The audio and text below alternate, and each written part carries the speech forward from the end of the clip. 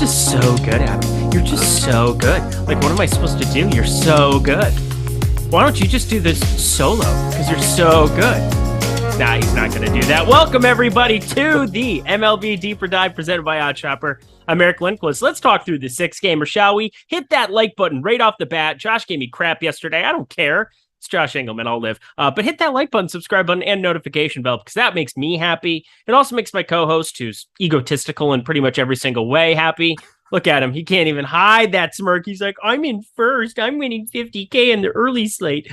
That'll be great. He'll be paying a lot of attention to us this show. I'm sure that'll be great. But at Shit My Money DFS over on the Twitters, go follow him there. How you doing, my dude? Doing pretty well. This should be a pretty interesting show, I think. It's weird that we have lineups in time for this show. That doesn't normally happen. And yeah, like you said, sweating the early slate. So I'll try and, pay a little bit of attention to you. Oh my God, Adam, you're so good. Adam, your bankroll is so big. That's all. I don't have any other jokes. There's nothing else to say. It's just cool for you.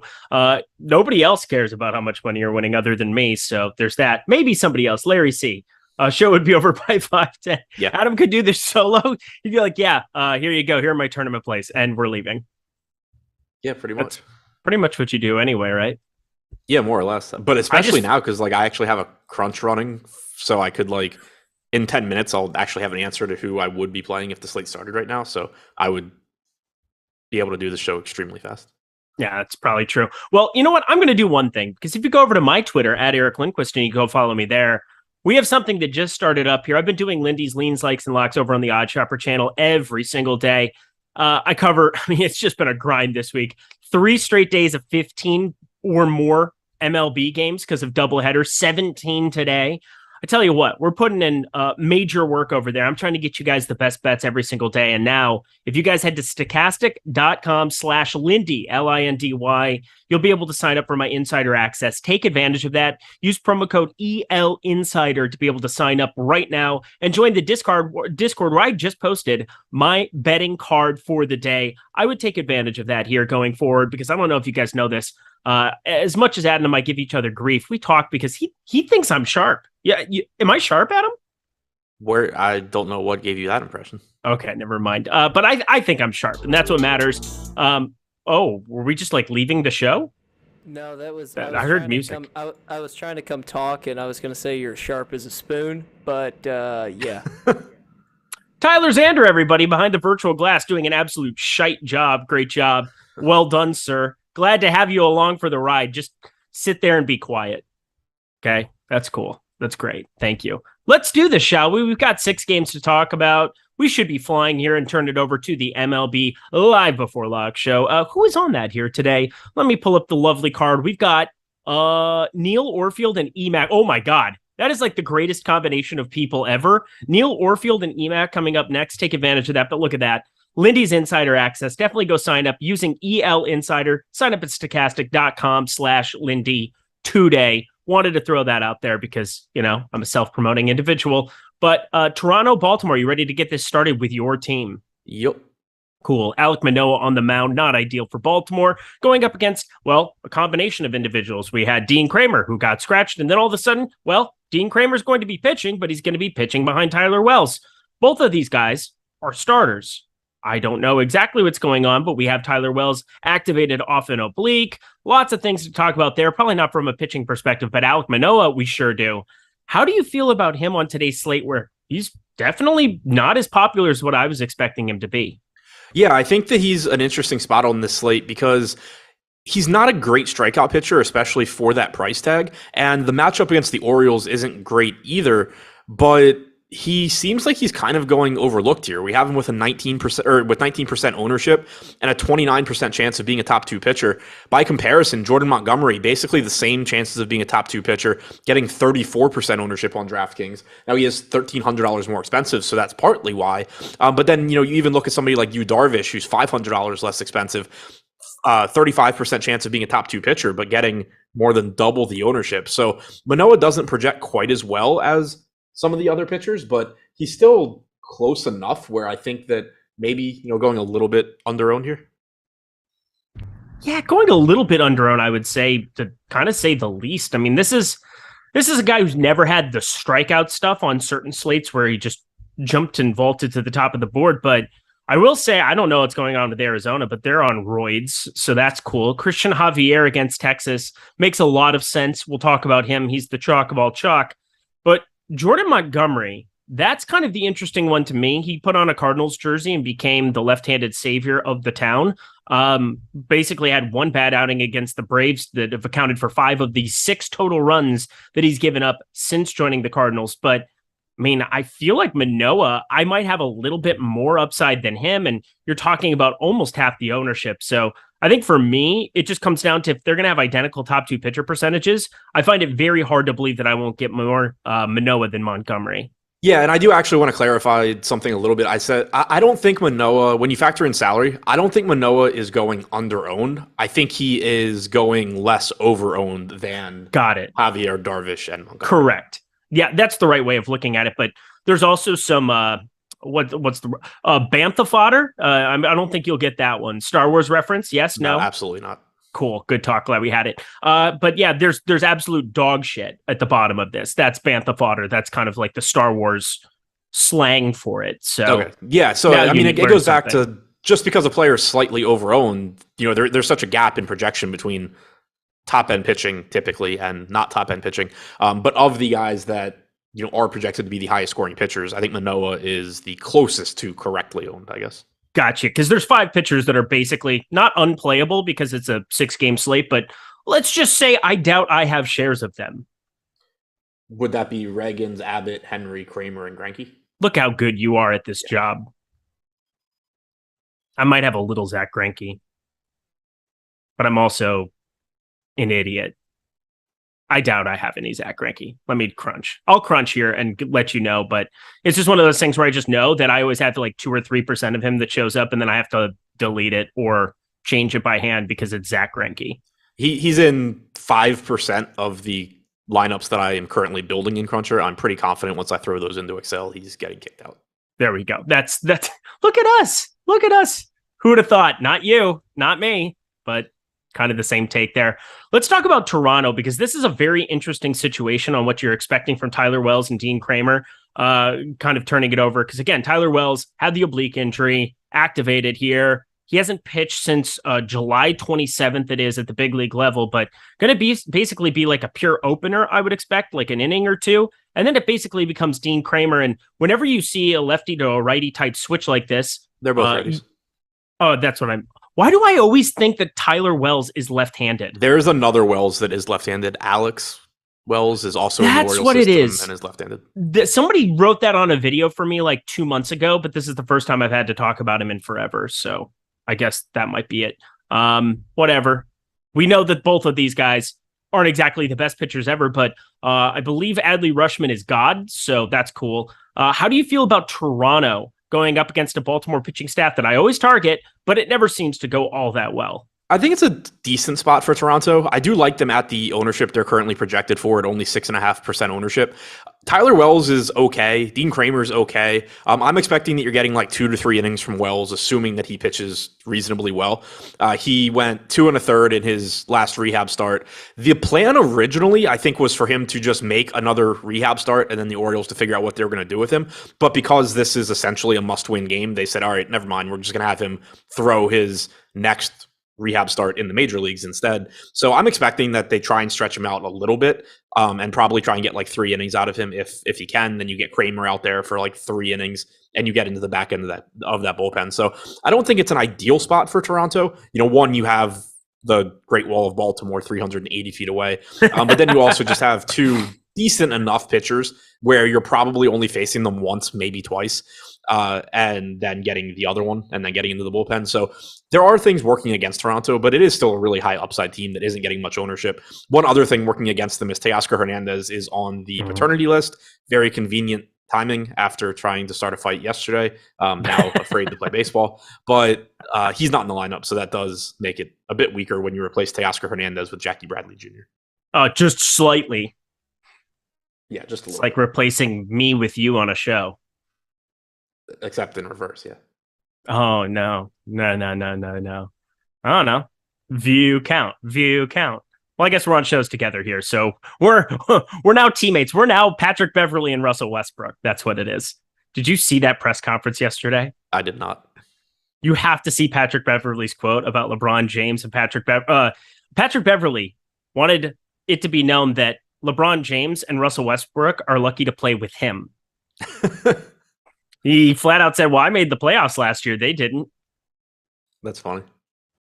It was incredible. You have to go watch. He's like, I don't know what the comparison is to another athlete. He's like Floyd Mayweather of basketball a little bit, but like not the best ever at what he did. Like not even remotely. Obviously not as. He was actually an above average player in the NBA last season by all efficiency rankings, which is strange. First time it felt like in a long time, but he's always had the ability to make things happen because he's, I don't know. He's a little bit of a child. We're not here to talk NBA. We're here to talk Orioles bats, your team. And who was it that just said that they have like an obligatory O stack? Clayton Askew. Yeah, I get that. I totally get that because it seems like they have upside every time. There's been a couple outings. I think about specifically that Detroit one where Alek Manoah just didn't exactly have his best stuff. He faced this Baltimore team, 3 weeks ago? Gave up 4 earned in that spot. Can we get to some O's on this slate? I mean, the slate's small enough, I think, that you can. Obviously, you don't like the spot against Manoah. Right now, I do have Baltimore going a bit under-owned, especially when you factor in the salaries there.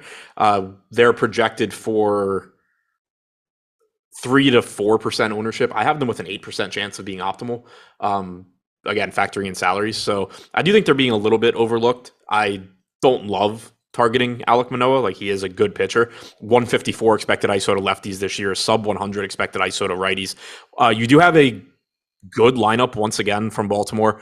Mullins, Rutschman, Santander, Mountcastle, Henderson, 1 through 5. Kyle Stowers, lots of strikeouts there, but also a lot of power. He's 2,300 hitting 6th. Ramon Urias is in there hitting 7th. No Austin Hayes today, but Henderson being up, just kind of consistently makes this lineup deeper and better.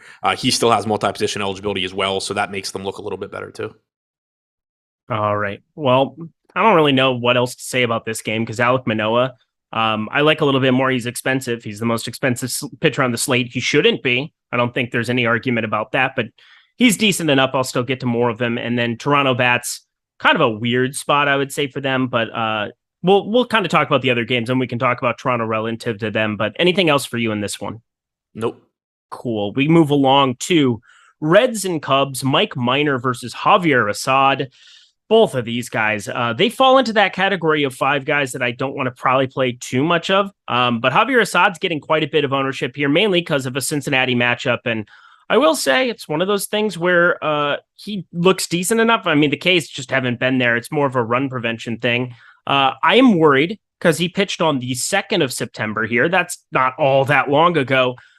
Pitching basically in kind of a short rest type situation here. Do you find yourself getting to any Assad considering he's pulling almost 20% ownership? What day do you think today is? It's the 7th. So 5 days? 4 days.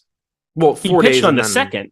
Yep, 4 days off and then a start on the 3, 4, 5. Oh, hang on. 3, 4, 5, 6, 7. But he pitched on 3 days rest in between it. What? He pitched on the 29th, so he had the 30th, 31st, 1st, and then he pitched again on the 2nd. So he was pitching on 3 days rest. Oh, but, then but he's not today. 3rd, 4th, 5th, 6th. So he's pitching on 4 days rest. And he only went an inning on the 2nd. That's like a bullpen day. I know, but I'm saying that, okay, go ahead. Just talk.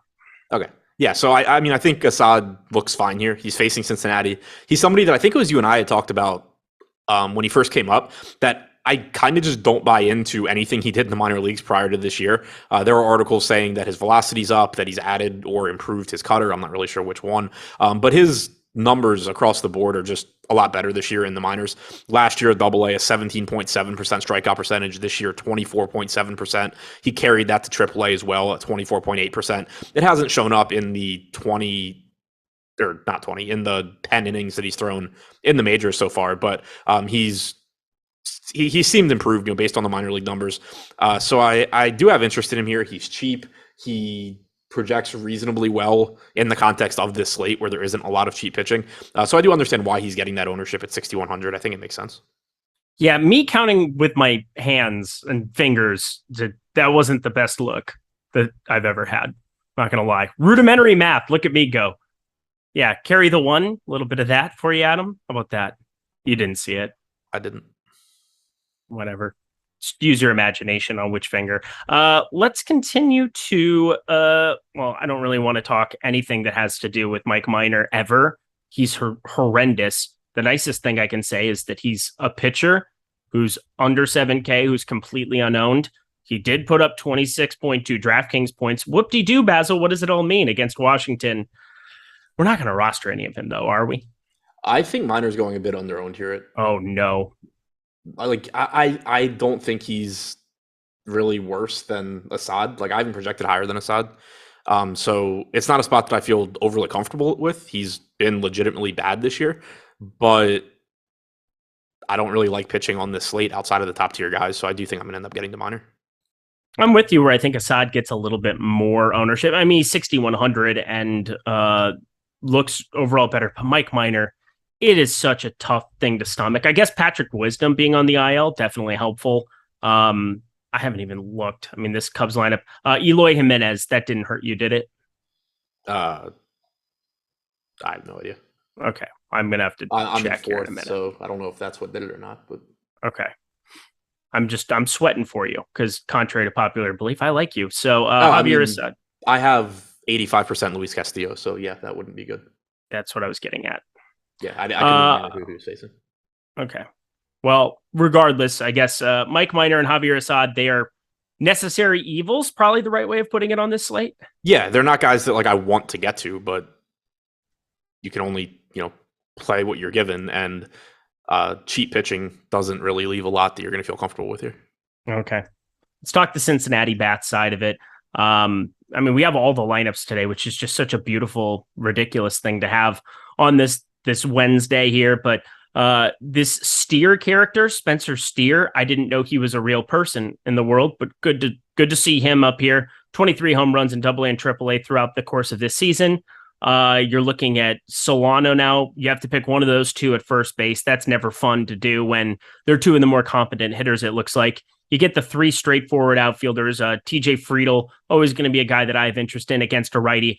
Look at his lefty numbers, though. When a lefty comes in, he is just the most useless human being ever. -30 WRC plus. That's hilarious. But how do you feel about a Cincinnati stack here in Wrigley today? I think they're going a little bit overowned, but pretty close to neutral for me. They offer a lot of value. They're facing a pitcher in Assad that, while I do think he is likely to be better than he's shown through his first 10 innings in the majors, is still a pretty big wild card. I mean, prior to this year, this guy basically had no business playing anything resembling Major League Baseball. Now he's had one good year in the minors and he's up in the majors. So there is still some chance that he just doesn't last here and that the Reds are able to have success. Spencer Steer does make this lineup better.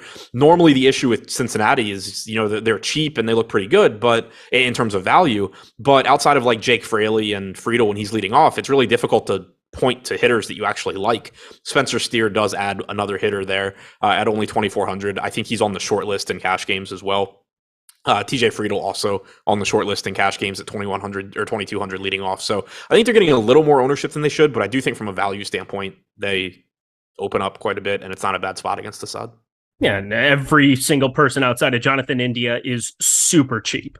Like, just makes your life easy. You can play whichever combination of top-end pitchers. And we can say that about a bunch of teams, I think, on this slate. But looking at the Cubs side, obviously, going up against Mike Minor from what we've seen so far, I think it's the more intriguing side to get to, but so does the field. They are the highest owned team on this slate, yet they have lower top stack percentages here at Stokastic than San Diego, than Houston, than St. Louis, than Cleveland, than Toronto. I mean, they're going over-owned, but I still think that there's a path to get to quite a few of these guys. What is your take on getting to the Cubs today? Yeah, I agree with you. Like, the power upside is really nice. You have a lot of right-handed power bats here. The wind is blowing in. It looks like it's like around 70 degrees, so that's not ideal for hitting. But so far this year, a 272 actual ISO to righties and a 198 expected ISO to righties for Minor. Nick Madrigal, 2,400 at second base, I think on the short list of cash options. Suzuki, Happ, Reyes, Horner, Velasquez, these guys all have power. $2,200 Yan Gomes is a reasonable cash option as well. So I do think the Cubs are going a little bit overowned, even when you factor in pricing. But, they all are also in a good spot. I just finished my initial crunch, and I would be about half the field on the Cubs, it looks like. Okay. That's kind of the right way, I think, to kind of approach it. Just eyeballing it. I haven't built lineups yet. I was going to try to get that crunch going, but I'm a liar and I didn't do that. I'm probably not going to do it throughout this show, but just thinking about it out loud, I can guarantee you with my process, there's no way I would be getting to the Cubs at this kind of a level when the top stacks tool just paints a very vivid picture of how overowned they're going as a 5-man. But I find it hard to believe I'm not going to get to Happ, Suzuki, Reyes in some kind of capacity. That outfield specifically, and Nico Horner at shortstop is starting to be a thing. Yeah, and I mean, he is a former top prospect, so it's not too surprising. And that goes for me on both sides of this game as well. Like, I'm getting to the Cubs and the Reds. There's teams that I'm not getting to or barely getting to at all. Neither of these teams are like that, but I'm just not getting to them at the same levels as the field. It makes me think that I'm just using them more as like lineup filler and value to round out stacks that are not as popular. And also to go back to Mike Minor, he showed up in like 10% of my lineups. I didn't really get Assad. That certainly could change when I rerun everything, but given that lineups are in, I doubt it's going to change too much. Oh my God. Spencer Torkelson home run. It's not the alert I was expecting. Yeah, I didn't know that was possible. I mean, you want to talk about a former top prospect gone wrong. That is. Yeah, I mean, he's still got time to figure it out, but not off to a good start. I mean, especially in a year where you have Julio Rodriguez, Adley Rutschman, Bobby Witt, Strider, obviously a pitcher, but in the National League. I know. Unbelievable. Steven and Spencer Kwan. Torkelson was the highest ranked out of all of them. No, he wasn't. Yeah, he was. He was number one. Rutschman was number one. Oh, you're right. But what was I thinking about? I mean, Torkelson was drafted first. That's what it was. Okay. He was drafted the year before Rutschman. That's what it was. Or after one of the, I don't remember the order. Torkelson was the number one prospect when he got drafted and was the number one pick, right? They were both the number one pick. Okay, cool. I'm not crazy. I just didn't know if I was misremembering that, but just a dude that, oh boy, we do our dynasty pickups and they cost money. These individuals cost money, and I'm just happy to be on the Julio Rodriguez side because I needed stolen bases. I am very happy with my life right now. Rutschman was the number one overall pick in 2019. Torkelson was 2020. Thank you. Anything else from this game for you? No. Torkelson was also odds-on favorite to win the AL Rookie of the Year. Yeah, I think I saw that too. Wow. Just That's wild. I think the entire board looks pretty good other than him. Like, you had Spencer Strider was like the auto bet of all auto bets. Greg and I just slammed that when that happened. He's so good. Also recovering nicely in this start for us. Well, if you have nothing else here, I have something for all of you guys here because I don't know if you heard, NFL starts tomorrow. Woo! Time for Eric to lose some money at Showdown. But you know what? That's not true. You know why? Because I've been profitable at Showdown the last 2 years. It just feels like sometimes you're just running into a buzzsaw once in a while. But we have the tools and content that can help you be profitable today. And you use promo code Scramble to get 7 days of Stokastic NFL Plus for just $7. I mean, there's really no risk when you're talking about that. $7 gets you 7 days using promo code Scramble. So that'll get you everything over the course of the weekend. So we have the Thursday night showdown. We have Sunday main slate. We have Sunday afternoon slate. We have Sunday showdown for Tampa and the Cowboys, I believe it is. And then Monday night, you got Denver, I know, playing in that one as well. So you've got Monday Night Football. This will get you everything for week one right now. If you use promo code Scramble, get those 7 days right now with promo code Scramble, SCRAMBLE.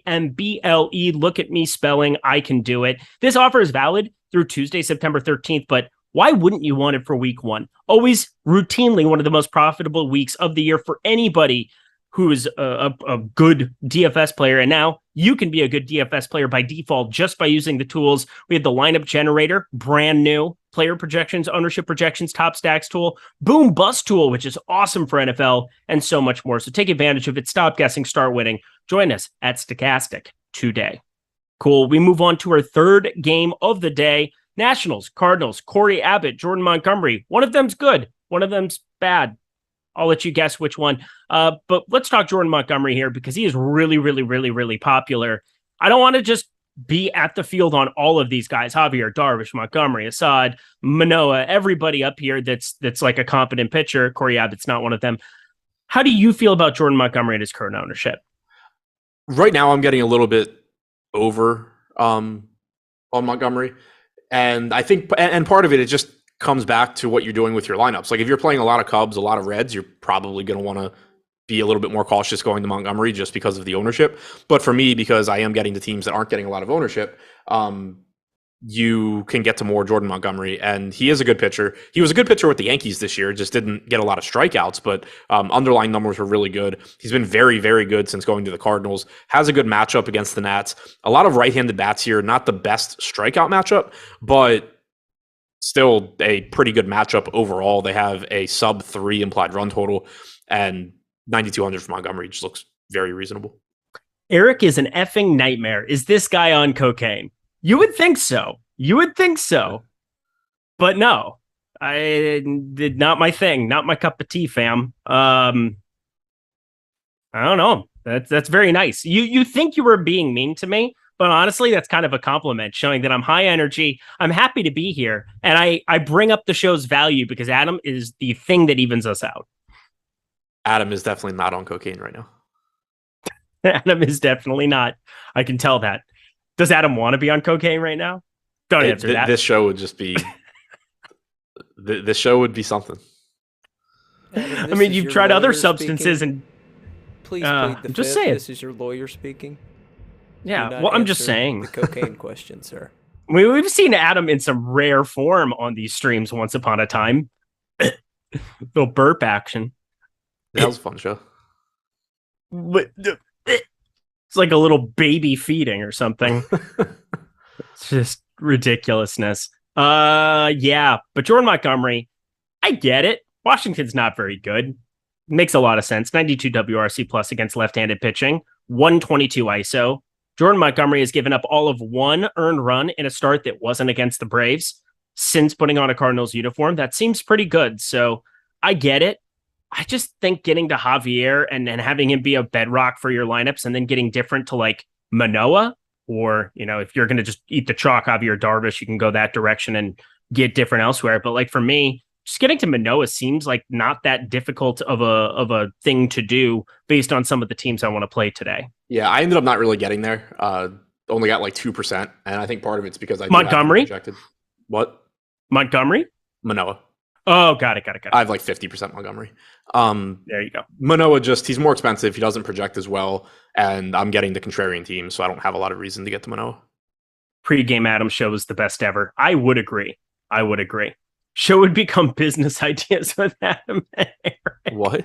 I don't even know. Never change, Eric. Eric wearing a nice shirt today. I appreciate that. I'm just enjoying chat today because you guys are all beautiful, beautiful people.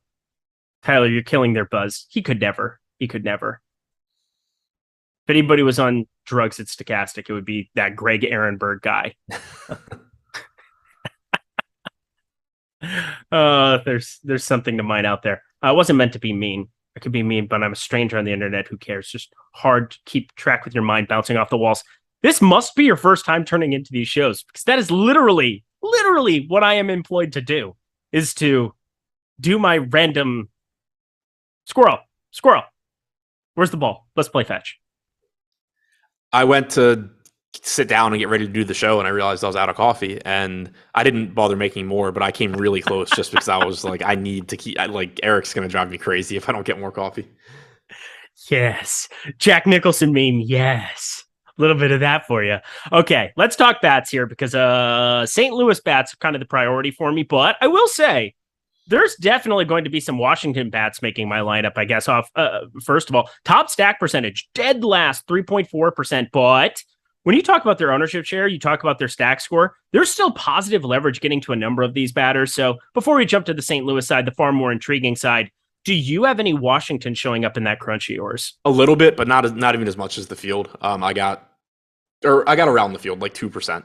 So not one of the low-owned teams that I'm getting over the field on. Looks like I'm a little bit below the field. Montgomery, again, just a really good pitcher. Before we got sidetracked. Sorry. I would ever do that before. Fangraphs because I know early on in St. Louis, he'd been throwing his four-seam fastball more. So far, that does still seem to be the case. For the season, he's averaged 51% usage on his fastball. Since going to St. Louis in 6 starts, he's at 59, 60, 62, 67, 60, and 59% on his fastball. He's cut out his cutter. Still throwing his curveball and his changeup normal amounts. So I do think that is probably part of the reason that he's having more success. The cutter is getting hit pretty hard this year. The four-seam fastball, not as hard. So I do think that has something to do with his success. Okay. I love that. Well, a new team, you change up the mix. And we just saw Mitch White get acquired by Toronto, and they didn't know what to do with him. He just got sent down to AAA today. Like, that's a bummer. It's just like there's certain teams that can change players for the better. There's certain teams that can change players for the worse. It's just kind of how it works. Yeah. And actually, I should clarify, I don't know if it's the four-seam or not. Fangraphs doesn't distinguish between that and a cutter. His sinker. Or sinker, yeah. Because normally, like so far this year to righties, he's thrown his sinker 34%. He's thrown his four-seam like 14%. So either way, that comes out to about 50%. I don't know which one he's throwing more, but both had better numbers this year than his cutter did. Let's talk St. Louis. Corey Abbott, not ideal. I mean, we don't have a huge sample size here on him so far at the bigs. It's been good so far. He's going to basically just open this thing up and will not be long for this game whatsoever. Makes it kind of interesting because you get a number of these situations where, like, certain St. Louis bats, there might be a little pinch hit risk here and there, but I don't think anything that really stands out to me. At some point, you think Pujols is going to go out there and hit, right? Like, that's got to be something that'll happen here at some point in time. But how do you feel about St. Louis bats considering top stack percentage right around 12.4%? That's right there with San Diego and just slightly behind Houston. Yeah, I mean, I think that they are in a good spot. I think they're likely to succeed. Right now, I'm getting less than the field just because they're not that far ahead of the field for me, especially when you factor in salaries on some of the guys that I would want to get to, like Goldschmidt at 6,400, Arenado at 6,200, O'Neill at 5,500. Those guys are all expensive. You have some pinch hit risk with Brendan Donovan in particular. Like you said, Pujols potentially coming in. Although one thing that could help Donovan is like you have Goldschmidt and Arenado behind them, so it can be kind of difficult to get a lefty in there with the new 3-batter rule because you don't want to risk him facing those two guys. But we have seen Pujols pinch hit pretty frequently, so he could certainly get in there for somebody. But overall, I think it's one of those, if you want to play more Alek Manoah, if you want to play more of some of the lower owned, not very good pitchers, I think the Cardinals make sense because they are in a good spot against Abbott. They do have a really high ceiling. For me, I am getting a bit more to the popular pitchers and as a result, getting to a little bit less of the popular offenses, including the Cardinals. Yeah, and I will say the guy who I'm the most concerned, Brendan Donovan. He's very popular at the moment. He went yard the other night. He's the most popular bat in the St. Louis lineup. No, he's cheap. He's 2,800. I'm sure I'll still get to a little of him, but that's kind of been the guy who's primarily gotten pitch hit for with Pujols when a lefty comes in. So just something to be aware of. Yeah, for sure. And I wanted to pull up to the Nats, at least according to the bullpen chart that I'm looking at, only have one lefty in their bullpen right now. Jake McGee threw 11 pitches yesterday, 9 on Sunday. I assume he's available, but he is the only one listed as being in their bullpen unless they made a roster move today. Okay. Good point. Way to be steadfast with everything. Anything else for you from this game? Nope.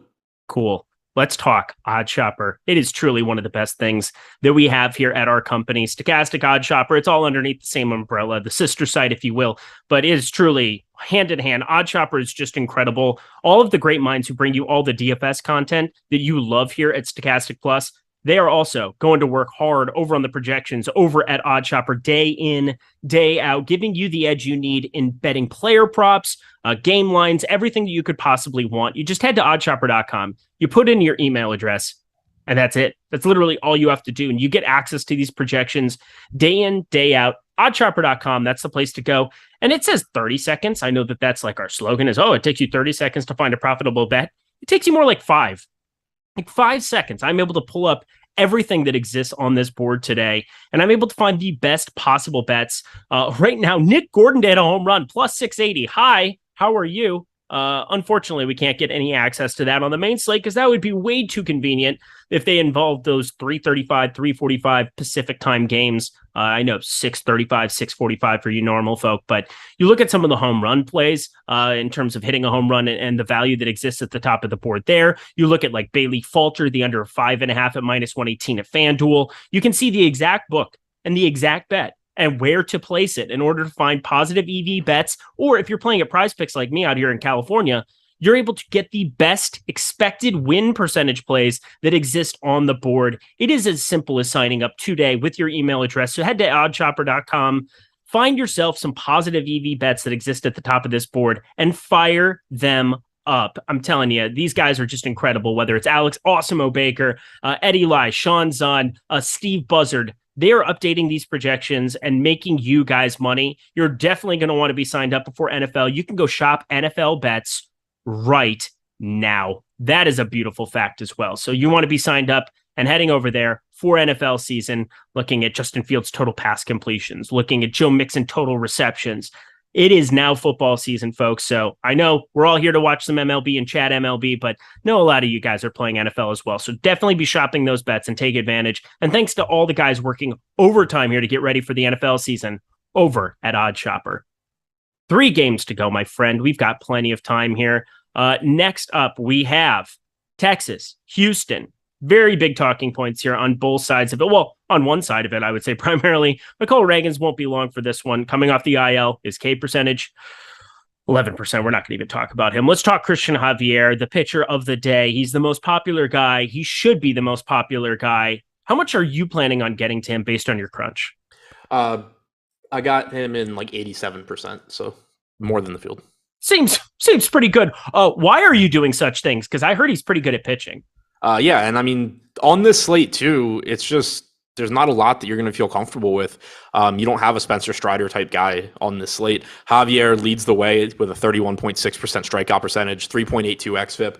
When you look at the other good pitchers, Darvish is good, but one, his strikeout percentage is like 6.5 points less than Javier's. 2, he's facing this new version of the Diamondbacks lineup that has a bunch of good young talent in it and doesn't strike out a lot and can do damage. So I like Darvish, and we'll talk about him when we get there. But it's not like you have anybody that you can look to and say, "Oh yeah, they're comparable.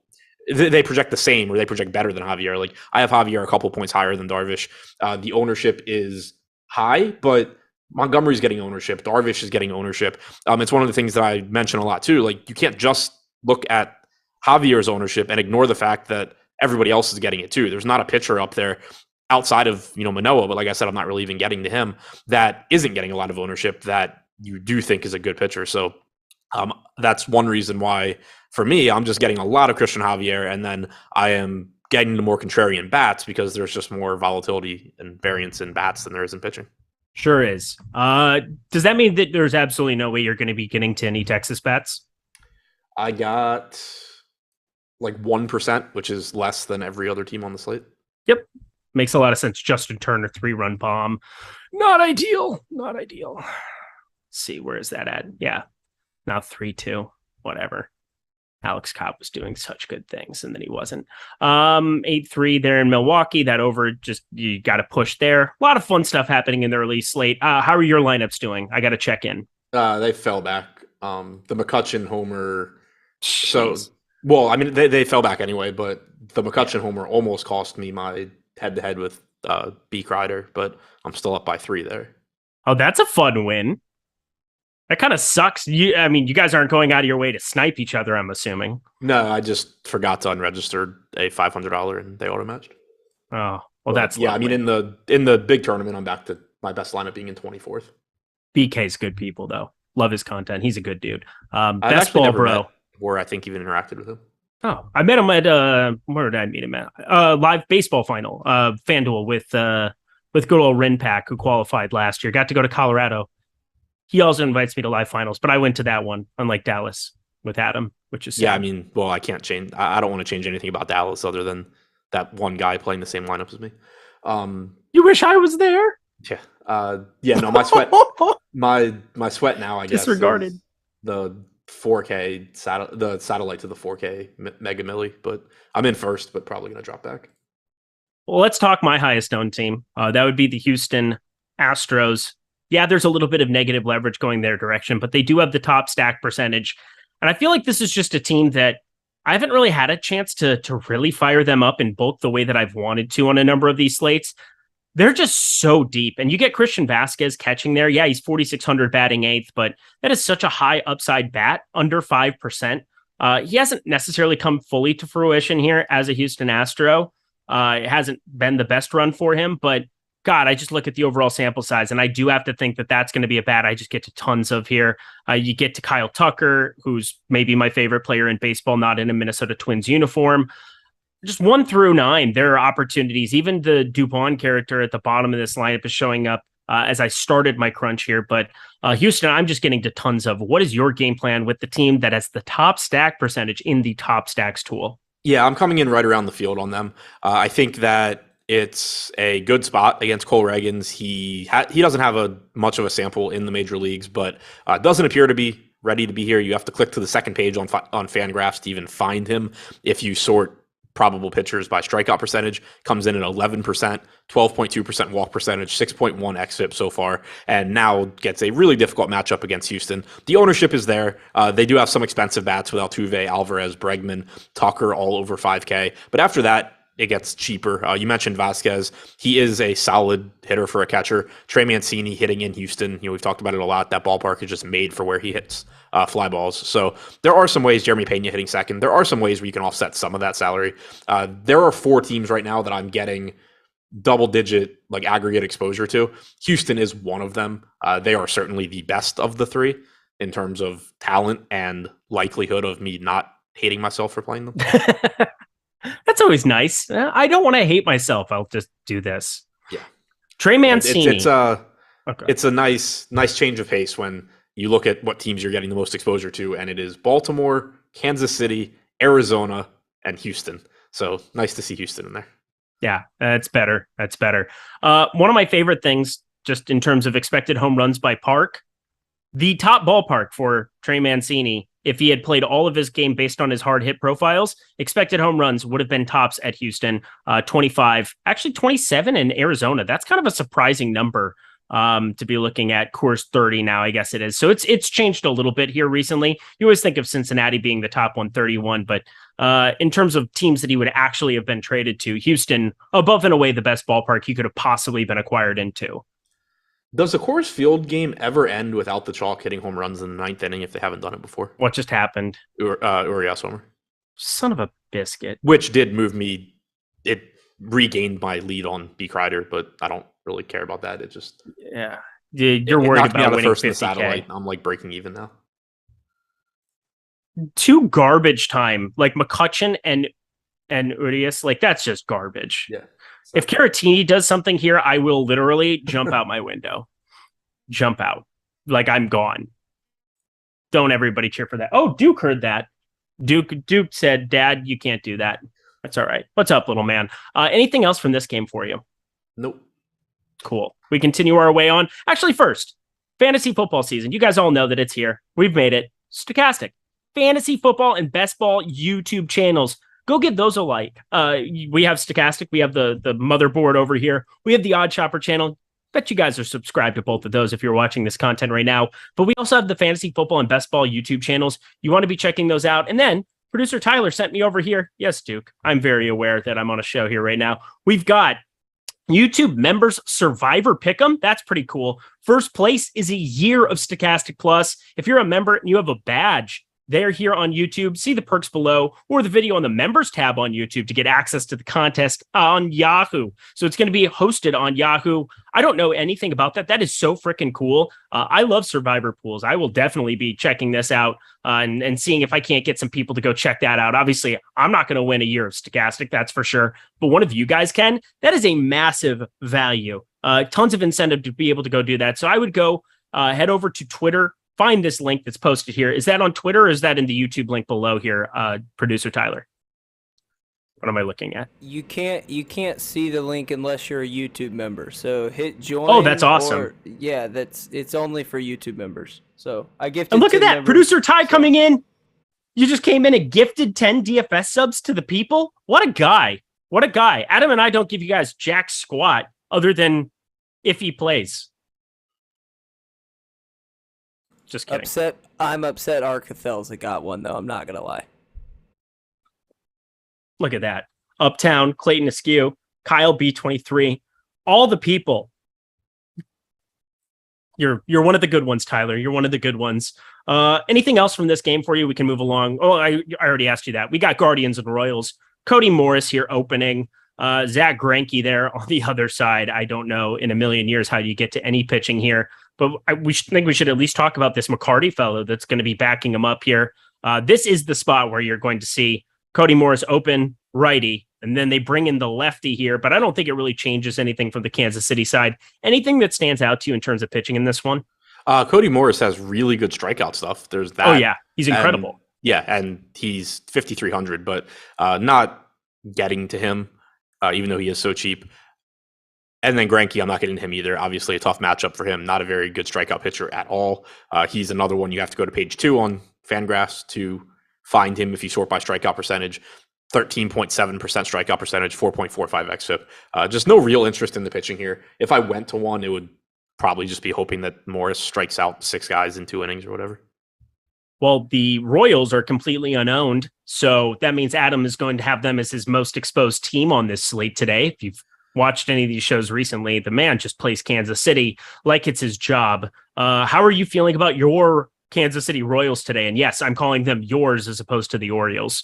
They are my highest owned stack. Oh my God, I knew close. I mentioned, I had 4 stacks getting aggregate double-digit ownership. Kansas City basically is twice as much as any of the other 3. And it's the same reasoning as usual. Melendez, multi-position eligibility. Witt, multi-position eligibility. Perez, just a good catcher option. Prado, cheap power option at first base. Massey's hitting 5th, cheap second base option. Nate Eaton hitting 6th, cheap outfield option. Just a really, really cheap team, not getting ownership. In the top stacks tool, we have them with a 5% chance of being the top stack, 7% aggregate ownership. When you factor in the multi-position eligibility and the value, I have them with about a 9% chance of being the top stack, factoring in the pricing and positions. So I have them going a little bit under-owned, and I can build good lineups around them, and they just look good. You are just a sick human being. I love that about you. I love this journey for you. Just all over a team that's got a 5% top stack percentage, negatively leveraged, if you will. But they have so many good individual hitters. Any of those numbers. I know, but I'm just saying for context here, my friend. Bobby Witt, he's really, really good. He's 5,800 now. MJ Melendez, sweet Melendez. It's a little Allman Brothers for y'all. Catcher outfielder, that's always fun eligibility for him. You can avoid and you can stack him up with Perez. Nick Prado's cheap, so that makes life easy. Massey's going to be good eventually, 2,500. I kind of like everything going on with Kansas City, except for, can we just send Hunter Dozier to the Shadow Realm? He's not playing today. I know, but I'm just saying, can we just send him to the Shadow Realm? I like everything else that they do. Yeah, he can go. Except for him. He can take Ryan O'Hearn with him. Ryan O'Hearn. He randomly showed up in a lineup, a couple days ago, and I hadn't seen his name forever. Yeah. He's bad. McCarty this year, the long reliever for Cleveland, limited sample, but 241 expected ISO to righties, 333 to lefties. Again, very, very limited sample. I wouldn't read too much into that, but so it's really just the multi-position eligibility and the fact that you do have legitimate talent at the top of this lineup. Melendez, Witt, Perez, Prado, all either established major leaguers or legit prospects. Michael Massey projects to be about a league average hitter. I don't remember much about Nate Eaton. I was actually in the middle of pulling McCarty's stuff back up. 4.83 xFIP at AAA this year. Just doesn't seem like a particularly good pitcher. Now I'm pulling Nate Eaton back up. I was trying to amend something that I said because I didn't know Ryan O'Hearn had been in the lineup a couple times in the last few days. I mean, he played on the 6th, the 5th. He's been a pinch hitter in a number of games. That's why I never see him in starting lineups and I just never get to him. He has 115 at bats this season. How many home runs do you think he has? Like 1, 2? 1. One. I had pulled him up the other day on Fangraphs because when he first came up, I remember me and Lofty kind of liked him because he had some power. He was always really cheap. And then that power is just completely evaporated every year since his rookie year. So brutal because he's definitely somebody that I thought was going to be decent, but somebody who's confirmed decent, this Jose Ramirez character, Freeman is crazy popular where he's going to have a ton of ownership in his direction. And this Cleveland team going up against one Zach Greinke, they're the favorites here. I'm imagining that you're getting more Kansas City than you're getting to Cleveland, but Cleveland, they're the positively leveraged team to get to that's in that 12, 13% top stack category. How do you feel about Cleveland on today's slate? Yeah, I'm not getting to much Cleveland. I'm just a lot lower on them than the top stacks tool. I have them with about an 8% chance of being the top stacks. I actually have them behind Kansas City when you factor in positional eligibility and salary. So that makes it more difficult for me to get to them. And then they are getting ownership. Obviously, Jose Ramirez is always going to be a good option. Zach Greinke's not any good. You can get to Steven Kwan. Jimenez is good. Gonzalez is good. It's not a bad lineup. It's a good spot, but I think the ownership's just coming in a little bit high. Stop looking at me, Kwan. Did you get that one? Yeah. That's all that matters to me is that you get one in the course of a day. Anything else from this game? If you do Adam Sandler movies, I'm going to be good. Oh, okay. Shampoo is first. It goes on and cleans the hair. Conditioner is better. I make the hair silky and smooth. I'm understanding this cocaine comment now. It's not a thing. It's not a thing, fam. Anything else for you in this game? Nope. Other than just play all the Royals and all the land, which is kind of your approach here. Pretty much. Fun times. What is the free tool? You know what? I should take a look here at the daily marketing plan. I'll let you guys know. MLB ownership projections. That is what's free. I know somebody wanted to know such things. But the most important thing you guys can know is that we have up next Neil Orfield and EMAC. Oh boy, that is going to be an awesome show. You think I'm on cocaine? I mean, EMAC 2024, our dude, our savior, if you will, our future president is going to be on this show and he's going to be analyst. I am tuning in. That is primetime appointment viewing, no doubt about it. But one more game to cover. It's Arizona and San Diego here. Tommy Henry going up against Yu Darvish. One popular, one not. Let you guys guess which one, but let's talk the Yu Darvish side of it because that's the only one to talk about. How are you feeling about him on today's slate, who's just behind Christian Javier in terms of ownership? Yeah, I'm getting both sides here. I have around 50% Darvish, which is about the same as Montgomery, and then they're behind Christian Javier in terms of ownership. Darvish has a 25% strikeout percentage this season, 3.56 xFIP. He's allowing less than one home run per 9 innings. He's a solid pitcher, but it is a relatively difficult strikeout matchup against Arizona. They have Corbin Carroll in the lineup again. Jake McCarthy's up to hitting third. No Christian Walker today, but the top of this order still, Rojas, Marte, McCarthy, Rivera, Varsho, Carroll. All of these guys are pretty solid hitters, pretty difficult strikeouts. So I don't think it's a cakewalk for Darvish. I do think still that he's one of the best pitchers on the slate just because there's not that many good pitchers on the slate. 150 expected ISO to lefties this year, 172 to righties. So it does give up some power, still below one home run per 9 innings though. Yeah, Yu Darvish is standing out pretty well for me. It's pretty also clear 85 cut. degrees in San Diego, so not as hot as it has been in LA, but still kind of warm for San Diego. Yeah, we saw some Oakland stuff happening yesterday in 80 plus degree weather. I mean, this is just abnormally hot here in California. Southern Cal is warm at the moment, and obviously up there in the Bay. What do you say? Let's look at these super chats. Yeah, I saw these a little bit earlier, but generally we talk about the Adams' favorite pitchers and stacks. We'll do that at the end of the show there for Scott Iserman. $1.99. We appreciate you, but I should get to this one. Cyber Real Estate, $2. Hello. Hi. Who are your one top dog pick outfielder today? Kind of a strange question, because obviously it depends on what else you're doing with your lineup and whatever else. So I'll ask you this, Adam. Which outfielder are you getting the most exposure to in your crunch that you just got done with? I have absolutely no idea. Yeah, it's not something I would normally think about in that capacity. I would say the most popular one I expect to be Mel Reyes. He's 2,600 batting cleanup for the Cubs against Mike Minor. That makes a lot of sense. But he will not be my highest owned outfielder. Yeah, that'll be Kyle Tucker. I'll tell you that before it even happens. Yeah, I don't have anything sorted that way. I didn't hear the question either. Just who do you like in the outfield today? Oh, Reyes, Suzuki, anybody playing for the Cubs. There you go. Yeah. That makes sense. That's kind of what we're looking for. One outfielder to rule them all, one outfielder to find them. I'll go with the Kyle Tucker side if you're talking tournaments, and just somebody that I always end up way over the field on in every single spot. Worked out well yesterday, works out well a lot of the time. Stolen base and home run upside, usually good. Arizona bats here, starting with their side. You said you were going to get to a little bit of them here, yes? More than a little bit. Oh, really? That's kind of intriguing. I mean, this is a team you brought up the other day. It's a tough strikeout matchup. You do get Cooper Hummel and Corbin Carroll, who are two guys that so far in a small sample size have struck out more for you, Darvish, but they also provide some pretty good utility with a bat.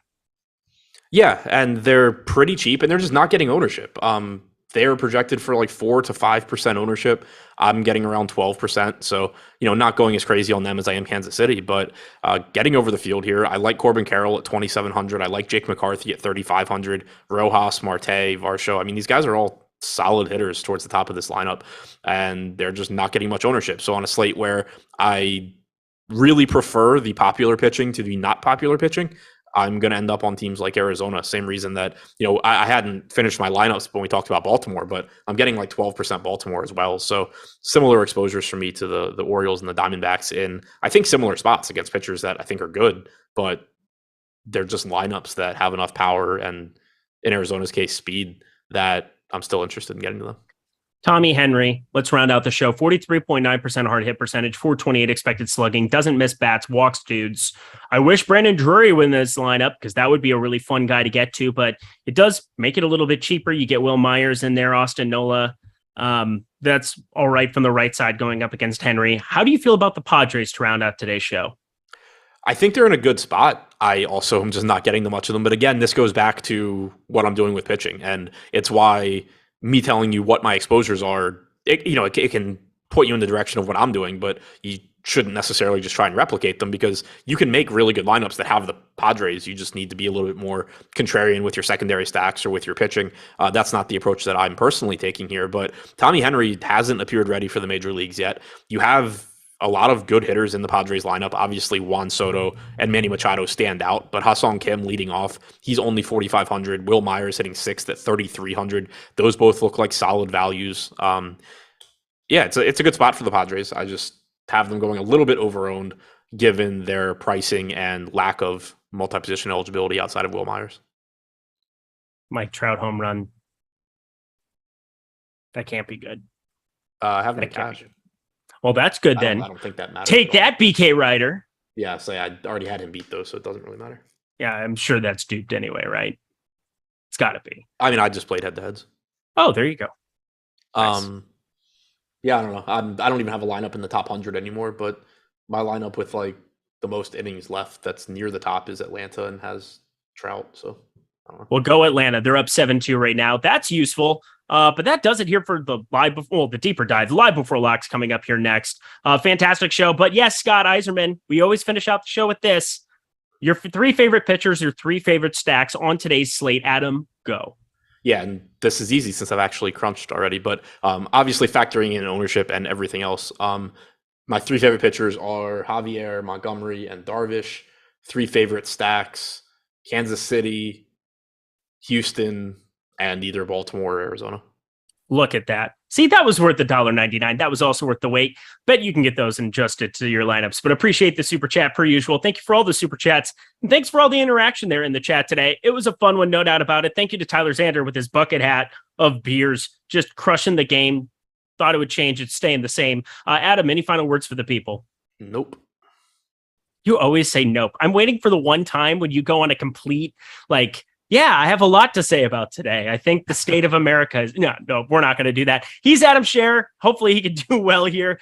Finish out some lineups in the early slate. I'm Eric Lindquist. We're turning it over here to Neil and EMAC. Don't go anywhere. Best of luck in the MLB streets tonight. The time is officially here to kick off the NFL season. And at Odd Chopper, we're going to do just that. What's up, everybody? Ben Reza here for Odd Chopper, breaking down all things Survivor Pool related. Week 1, get off to the start, survive in advance. We're going to talk about who to pick, some of the strategies, and of course, Can we spot the landmine? There's always a team that we think is going to win, knocks a lot of people out, and can we move on to at least week 2? Let's get through week 1 and hopefully have a big run in Survivor this year. If you are checking out this channel for the first time, if you're coming in for NFL and you don't know what we're about here at Odd Chopper, first of all, welcome to the community. We really hope you enjoyed. If you want to support us, hit that like button and subscribe to this channel. From Survivor to picks against the spread to evergreen videos, this is where you want to be for all things betting. NFL, college football, MLB, NBA, anything you want, we have here, and we're happy to do it. We're going to be talking about ways to get some extra money for the bankroll as well.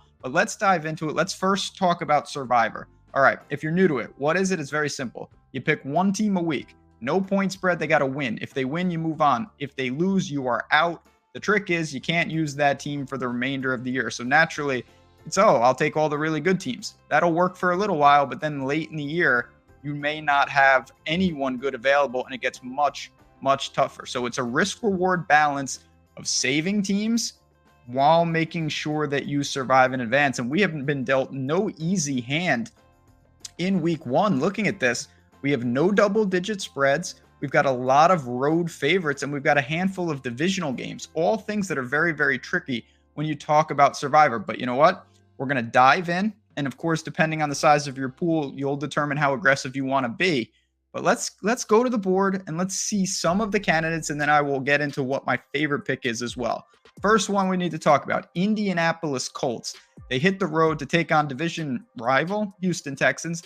Colts are about a touchdown favorite here, and this is a game that's going to be very popular in Survivor. The Colts are going to be a popular pick, and it probably is warranted. Now, the Indianapolis Colts, they've been god-awful in week 1s for about a decade now. They've been god-awful lately. Last time we saw them, the Jaguars knocked them out of the playoffs in what was clearly the worst loss of the season last year, and it caused a chain reaction for them to revamp their entire team. Carson Wentz is out. Matt Ryan is in, and he certainly brings, I think, more stability to the QB position. He's got Jonathan Taylor in that backfield. Houston was bad. They're going to be bad again. Houston, 27th in rushing yards allowed per attempt last year, 30th in passing yards allowed per attempt.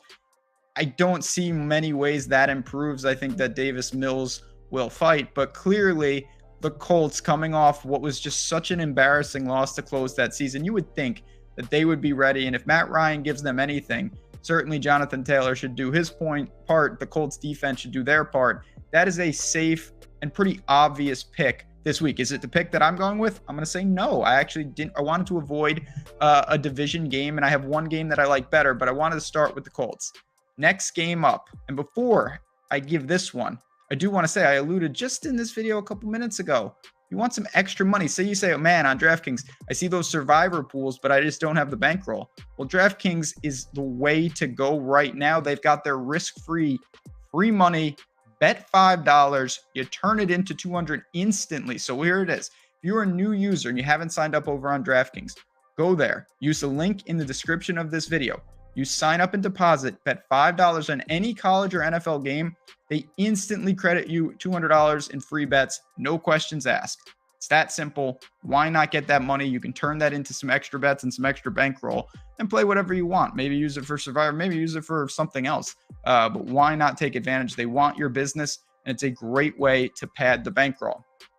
Second game for my Survivor possible candidate, the Denver Broncos. If you want to save the sweat till Monday Night Football, you got the Broncos and the Seahawks. Broncos are sitting as a 6.5 point road favorite. The Russell Wilson era gets underway against his team. Geno Smith takes over for Seattle.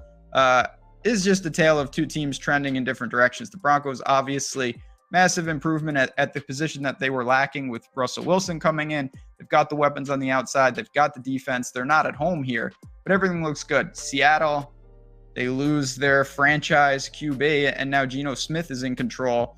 That's going to be one. I think that they're in a pretty much rebuild situation. Is a little dicey, I'm not going to lie, but I think the benefit here of why you might want to consider them, burning the Denver Broncos is not going to be a huge opportunity cost. They play in a very difficult division. I don't think I want to target them at all in their division games. There's just not that many other situations where they're going to be a big-time favorite. So if you're okay and you're planning for the long term, I think the Broncos make a lot of sense as a team that's a little more risky, but you would save some of the better teams for future weeks. Now, talked about two teams. It's time to get to my pick for week 1 Survivor. And I'm going to the Baltimore Ravens, a very obvious pick, but you know what? I didn't love this week. I think like any week, you want to survive and advance. They are a 7-point favorite on the road against the New York Jets. We've got Lamar. We've got this offense. They've been fantastic at just dominating teams that they should really, really dominate. And I kind of see that here. We know what Lamar Jackson can do with the ground game. We know what the Ravens can do with the ground game. Hollywood Brown departs, but they still got Andrews, Rashad Bateman, other guys stepping up, a huge stable of running backs. I trust them immensely. And then biggest storyline probably of the preseason, Zach Wilson gets hurt. Will we see him? It seems somewhat dicey if we do. Mobility could be an issue. If we don't, it's going to be Joe Flacco under center. Either way, it's not good for the Jets right now. They already lost a key lineman as well. I just look at this team. Yes, they are at home, but non-divisional matchup. Baltimore is a damn good team. I think they kind of just run through them. And would I love to save the Ravens? Of course, but we got to pick someone. You can see a lot of teams between like 5 and 7 point favorites. I'm going to go with the Baltimore Ravens.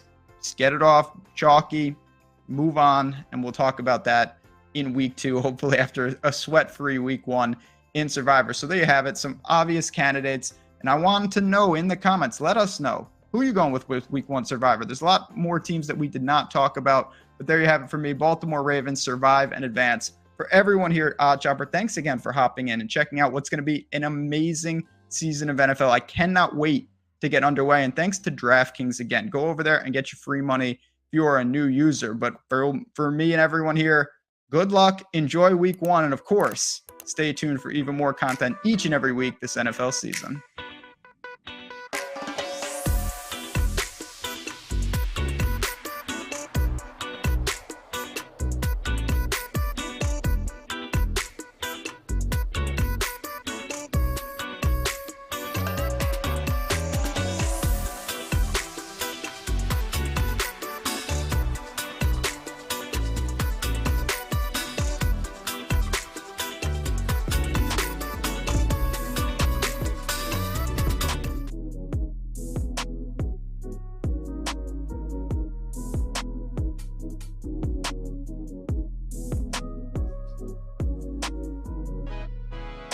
Welcome to MLB Live Before Lock. I'm your host, Neil Orfield. You can find me on Twitter at PlayerQDFS. I'm joined by man of the people and future president of the United States, Eric McPherson. You can find him on Twitter at EMACDFS. This show is being produced by Tyler Zander, who doesn't have Twitter because he only exists on the dark web. And the show is sponsored by Odd Chopper, which gives you the edge you need betting player props and game lines across all sports. While you're coming in, please remember to give us a like and subscribe so you can keep up with all of our shows, DFS offers, giveaways, and much more. Once you subscribe, hit that notification button to get alerts when our shows go live. Be sure to also check out today's free premium tools and data, which are MLB ownership projections. Everything we have to offer for MLB night slates on DraftKings is also 100% free for the remainder of the season, which gives you a great chance to give our tools a shot before purchasing. Just click the DK Night Owl link below to check out tonight's tools and projections. EMAC, it's been a while. It has been. It's been well, for us, it's been 25 hours or so since we talked. 25 hours. Too long. Just letting everybody know there's a new DFS high stakes podcast hosted by Neil Orfield. I am guest number 22. Sorry, 22. Second guest of the new season. We had a best ball podcast with Chess Liam already, but you guys are going to love the new pod with our man EMAC here. It went really well, really interesting conversation. So check that out on Friday. I don't actually know what time it comes out because it came out early last week, the other week, and I was not aware of that. So I can't tell you what time, but stick around the Stokastic channel all day on Friday. You'll see it eventually. It'll be out. EMAC, how are you feeling about this slate? I'm actually feeling good. And chat, if you want to let us know what the volume is, Tyler's trying to fix it on the back end. We tweaked a few things, but give us some pointers. We'll get it squared away. We're good for it. We're going to be around for a long time, so we'll take care of it. No, the slate today, I played the afternoon slate. I had a nice 2-hour conference call in the middle of the day, so I needed to make some lineups. Apparently, I didn't have quite all of the chalky McChalksters that are going off there in Colorado. I tend to like what a lot of our people do, or a lot of our contributors do, is not all the time, but most of the time I will come in under the field on that. But I do it a slightly differently. I will bring the players down by 20% or down to about 20%, most of them around 30 today. And then I just did 9% stack. So my double stack, what it would do, it spreads people out because I want to get to the other bats, because as we saw last night, it was the other bats that carried the day. The Jonathan Daza and two people I'd never heard of today had home runs for Colorado. So I didn't play this late today, but yeah, I use that same approach. I like that approach of just setting your exposures, getting to different bats by having exposure caps on your individual players, and then also the stacks. You can get a little bit weird by doing that. So I think that's a smart approach. You didn't think anything though? No, sadly I did not. I've been in a little bit of a down. I've been treading water. This has been the weirdest season. I was fire to start out, had about a 6-week stretch where I could do nothing right, just lost every single day. And then I won for about 2 months. And then now I'm just sort of treading water. And I'm thinking, as I'm dialing back the baseball a little bit, because I want to get into more to the sports wagering and things like that, this is probably a good time this will be my last big weekend of playing, or Friday and Saturday, because the wife's going to be out of town. It's me and the dog. There'll be pizza. Might be a tasty beverage or two. It'll be fun. Nice. Obi-Wan asking, how did you do on your high stakes lineup, Neil? I only played one lineup yesterday. It was an entry in the $2,500 buy-in for the Millie, and it was a shitty line. I talked about it on the show. I didn't love my lineup because I played a Brewer stack. I thought that my secondary stack, Cardinals outfielders, was going to be lower owned than it was. They all ended up around 10%, and I lost all my money. So it was not a cash-in lineup. Didn't go well. Didn't love the lineup to begin with. So I think I'll have to take a new approach the next time I play in a high stakes lineup. Well, I thought you should just auto pick it. I thought you had a draft that you auto picked pretty well. Well, maybe not your quarterbacks.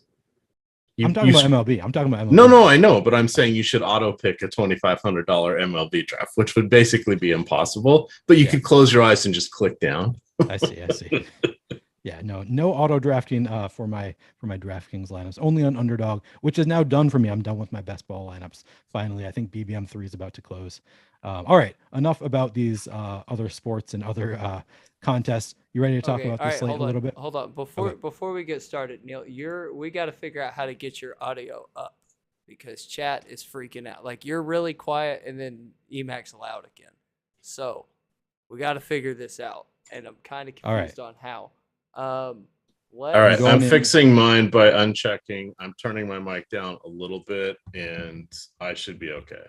Okay. I'm willing it into existence. All right, we'll play with that. Emac, I'll message you, and y'all are good to go. And then we'll roll from here.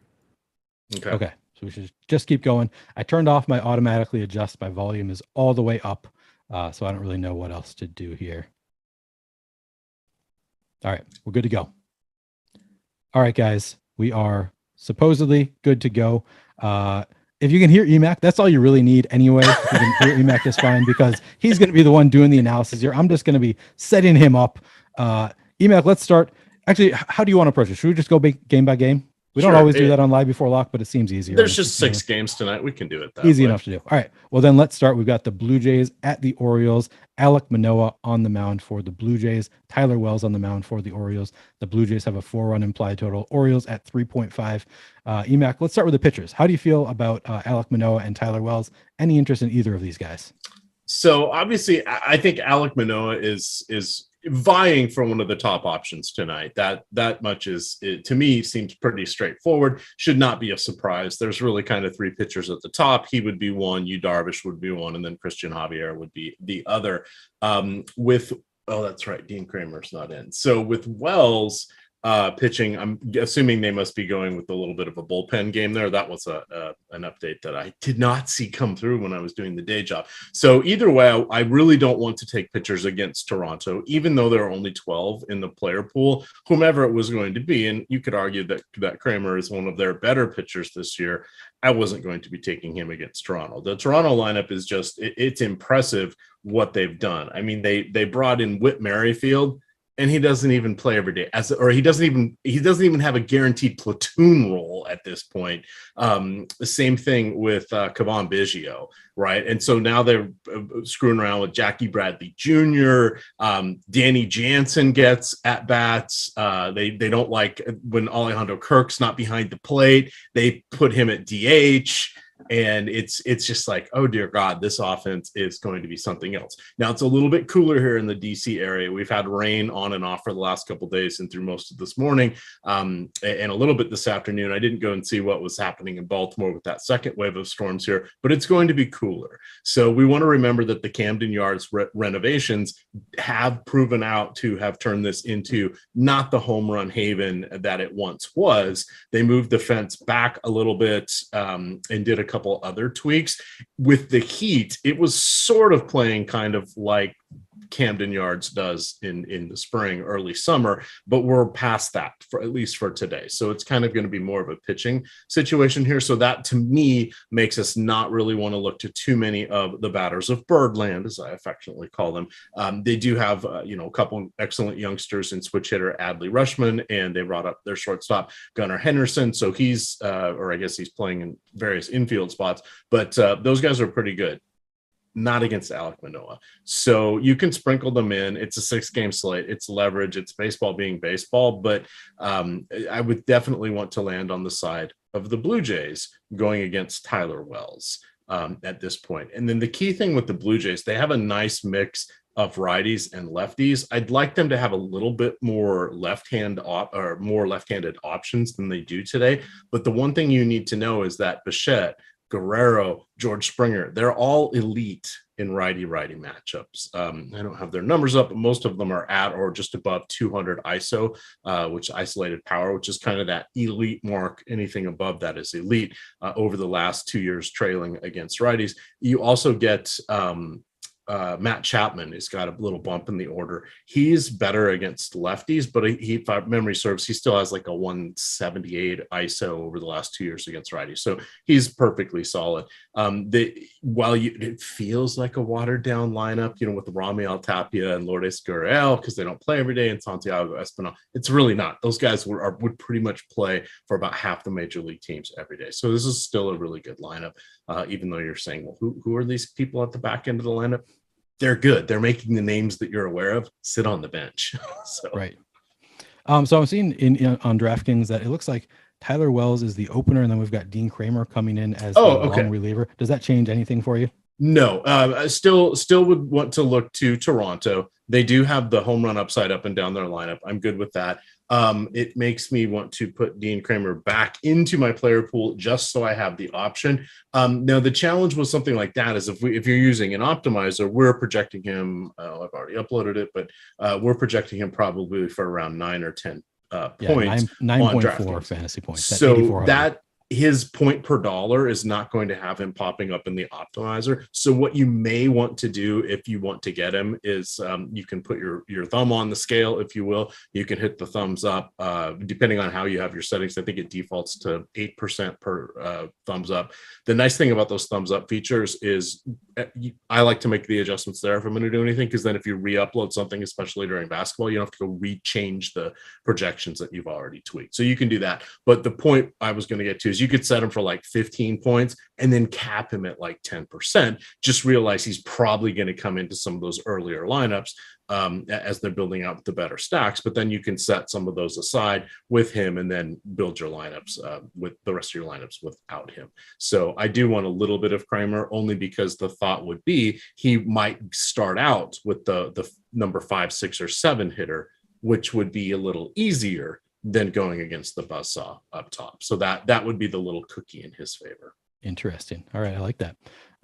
Okay. So interest in Manoah, not a lot of interest in the Orioles bats because they're going up against Manoah. Maybe in a 150 set, would you agree? You might want to play some in a 150 set just because you need to find leverage somewhere on a slate, 6-game slate. Sounds like no interest in Tyler Wells because he's the player opener, maybe a little bit in Dean Kramer. Yeah, no more than 10%. And I'll play 150 lineups tonight. If we look at just the Baltimore hitters to kind of call out, the ones you would want to target are going to be the top 5. It's pretty straightforward. Cedric Mullins would be my favorite. Santander would be my second. Then I would go with Rushman, Gunnar Henderson, and Mountcastle would be last. If it was a lefty, Mountcastle would probably move up to third on that list for me. Okay. And then interest in this Blue Jays lineup, even though it's not the usual lineup, you think these are pretty good hitters and in a decent spot, even with the bullpen game? Yep, absolutely. I would look towards, everybody's going to want to go with Springer, Vlad Jr., and Bo Bichette, the Mandalorian. I would probably include and make sure you're getting Matt Chapman or Ramiel Tapia. Tapia would be a pinch hit risk, maybe. He doesn't get a ton of playing time these days. He played on the 31st, the 3rd, and the 5th.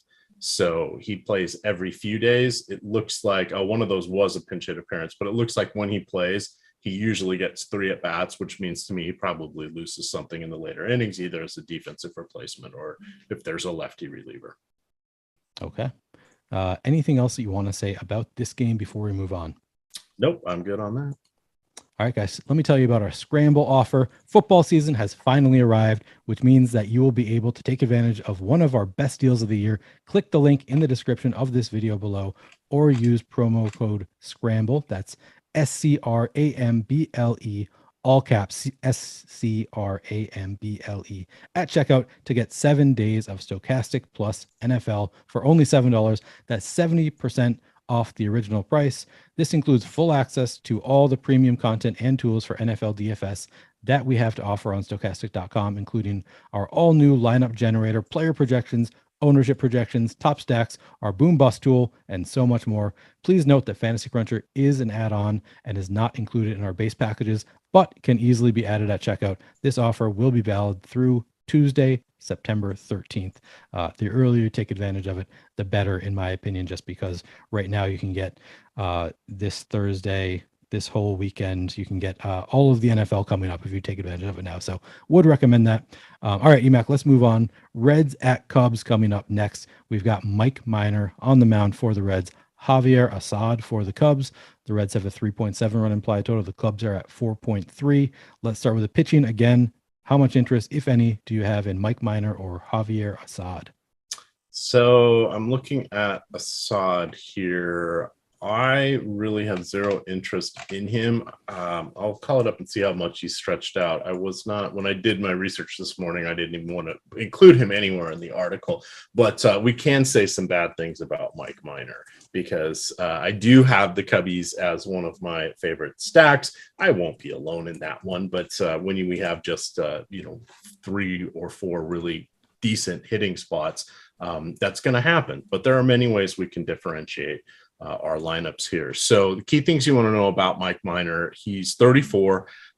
If we look at his last 3 seasons, because if we look at just this season, he's god awful. He's got career lows in almost every category that we can think of, and like a 2.5 or higher home run per 9.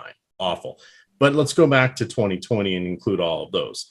Even if we do that, he still has a 5.4 ERA, a 1.7 home runs per 9. Now, his strikeouts do look a little better there at 8.4 per 9 innings, but they're around a little over 7 this year, which is not good. It means he's not really getting much of a chance to clean up his mistakes. The walks are not great either. And even if we look at that 3-year walk record, it's 2.76 per 9. So when he gives up the inevitable home run, there are going to be runners on base. That makes it really hard to be excited about him. I did hear Adam talk about him a little bit, and I'm looking as I'm setting up my pitching player caps here. We have him at 18.5% on DraftKings. I'm going to 20. I'm okay matching the field, but that's more because I'm going to come in a little under Christian Javier, Yu Darvish. I'm going over on Montgomery. Assad we'll take a peek at here in just a second, and I'm going well over on Manoah. So the reason I need to get those to equal about 210, 220%, or I'm going to be in trouble and the crunches are going to take forever to run. Those would be the people I'm interested in. Therefore, I will cap Dean Kramer at 10, and I will go with the field, so 20 at Minor. That's more or less just a function of me trying to get some disbursement and not have my crunches run slow. But it's baseball. This is why we do this. You wouldn't take a crappy player in basketball unless they were walking into a lot of minutes or a different role. here we know they're bad, but even Patrick Corbin's going to have 10 good starts this year, right? Yep.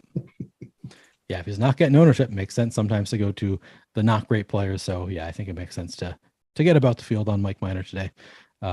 How about the other side? You said we're going to touch on Javier Assad.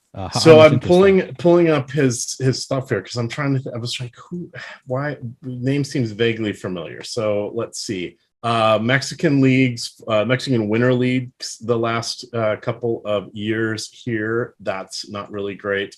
The minors, let's see, and I'm going to Baseball Reference here. Minors, he's been in the low minors for most of his career. Also a red flag. Another pitcher who really got semi-derailed by the pandemic because he had not even gotten to Double-A until after the pandemic. So we remember in 2020, they had those alternate training sites, but that wasn't for all of the minor league players. There were a lot of them that just didn't get to be at those locations, right, with the simulated games and kind of the faux spring training, if you will. So his stuff's not great. He doesn't project well in the Zips and Steamer and those types of projection systems. So I'm not really interested in him.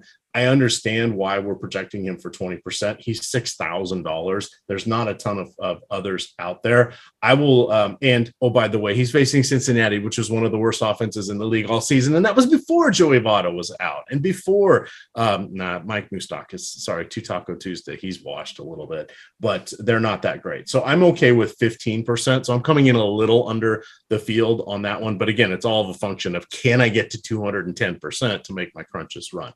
Otherwise, I wouldn't even be going here at all. If we had at least one more game, I'd cut that in half. If we had two more games, he would not be in my player pool, even in this matchup. Okay. Yeah, I'm currently getting to 0 of Assad without doing anything to massage my nerves. Actually, he just came up. Never mind. I am getting to 6% Assad now. I don't know that I really want to go crazy with Assad, but maybe I should be pulling up the top pitchers tool so I can kind of follow along and see where I agree with you and where I might differ. Let's see. Carlos wants me to say which team did he play for in the Mexican League? I'm not going to be Hermosillo. If I'm, the only thing worse than my Spanish pronunciation is my accent. Neither. And it's been 35 years since I had high school Spanish. It's been a long time. Yeah. It's been a while for me as well. We need Terry here for the pronunciation. Yes. I'm not going to get it right. All right. But moving on to the offense, the Cubbies, I want to see their starting lineup because Jan Gomes was somebody. Yep, he's in the lineup. So I had him flagged. So Jan Gomes is very good. He's taken his nomadic journey throughout the major leagues. He's excellent against lefties. Even though he's deeper in the lineup, I think he's fine on DraftKings when we need to play the catcher. I think he's fine on FanDuel as a one-off or as part of the stack there, just because no one's going to go to him. You're playing him for a home run. He can conceivably get one in this matchup. You also have Mel Reyes that was claimed off the scrap heap. Now I'm blanking on. Maybe it was Milwaukee. He was with Cleveland. Anyway, he got designated for waivers a few weeks ago, or designated for assignment, cleared waivers. So the Cubs brought him in, and they're giving him a spot in the cleanup order. You know what Mel Reyes does? Well, swing from his heels. What he doesn't do so well? Connect with the ball. But when he does, it goes far. So we definitely like him. You've got Ian Happ and Seiya Suzuki up there at the top. I think both of those guys are fine as well. I would rather take players from other teams than end up with Horner or Morel or Nelson Velasquez, etc. I just don't think they have enough sustained power. They have 200 or so at bats in the majors against lefties, so it's kind of hard to tell for sure. And we don't really need to go to those guys, so I'd rather take chances with one-offs elsewhere. So those would be the kind of people I'd tamp down a little bit in my stack, whereas I'd cap them at 5% for player caps, and everybody else, all my other batters today are 20%. Wait, sorry, say that again. Who are you capping at 5%? The crappy Cubs, which is like half of them, but right. Horner, Velasquez, and Morel, those will be the ones I don't really want.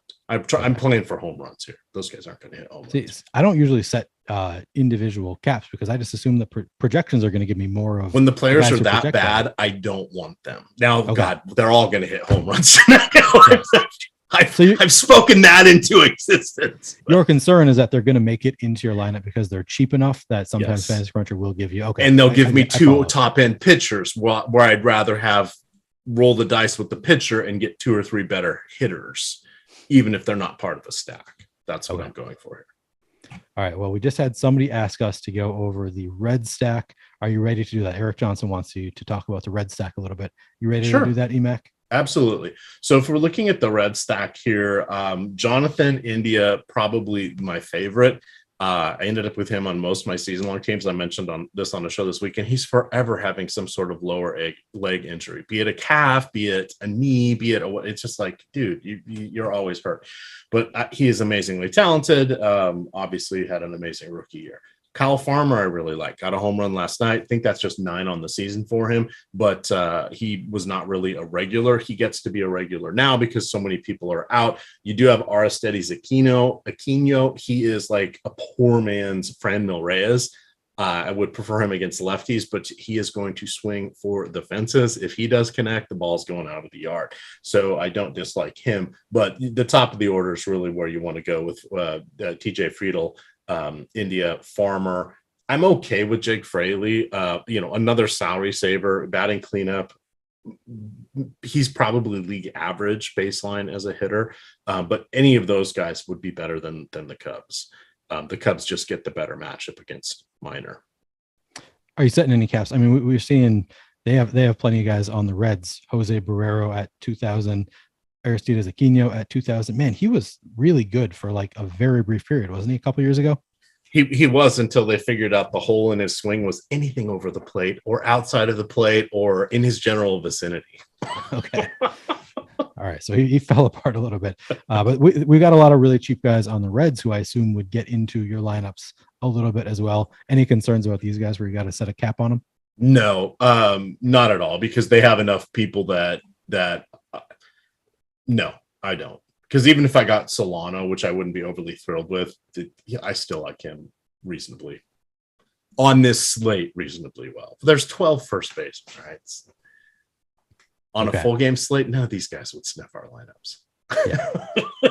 Emac, I was told that I sound like Bob Ross, which I've never heard that before. I took that as probably offensive. I don't really know much about Bob Ross, but everybody in chat is telling me that it's not an insult to be. No, not at all. He was like, God, he was like in military intelligence or something. He's got an amazing backstory, but he came out of the military, grew his hair into this just frizzy perm because he was like, screw the establishment, whatever. And he started painting. And he was on PBS all the time, and he can paint nature landscapes incredibly quick, but he doesn't always even use brushes. It's like he uses like a putty knife looking thing, and he can just whip out the happy little trees and happy little cloud over here. And it's great when you're hungover in college and there's a Bob Ross marathon on. You just turn that on and kind of, I know who Bob Ross is. Just in my mind, he's just kind of a meme. That's like all he is, like on Twitter. Yes. That's my experience with Bob Ross, is that he is a big meme. All right. No, I know who it is, Carlos Manzo. To be clear, I know who Bob Ross is. I just have never heard him speak, as far as I know, because but it's I just see pictures. It's a meme, but it's one of the good memes, Neil. Okay. Like, yeah. If One of your heroes. If you had to be a meme, a Bob Ross meme is one of the better ones. Like, let's be real. All right, I'll take it. And J Rose says Bob Ross was secretly a serial killer who painted the locations of his bodies. That's interesting. I have been told that I'm like a courthouse bomber. Somebody once said that I look like a courthouse bomber on one of these shows, so wouldn't be the first time I've been accused of looking like a serial killer. Tyler's pointed at his face, and I'm like, yeah, you guys, if you've seen Tyler, you know what a serial killer looks like. Pretty much. All right. He has the full collection of hoodies too. Anything else that you want to say about this game before we move on, Emac? No, I think we're good. All right. The next game is an interesting one. We've got the Nationals at the Cardinals. The Nationals have a 2.8 run implied total. Cardinals at 5.2. Corey Abbott on the mound for the Nats. Jordan Montgomery for the Cards. Let's start with the pitchers once again. How much interest, if any, do you have in Corey Abbott or Jordan Montgomery?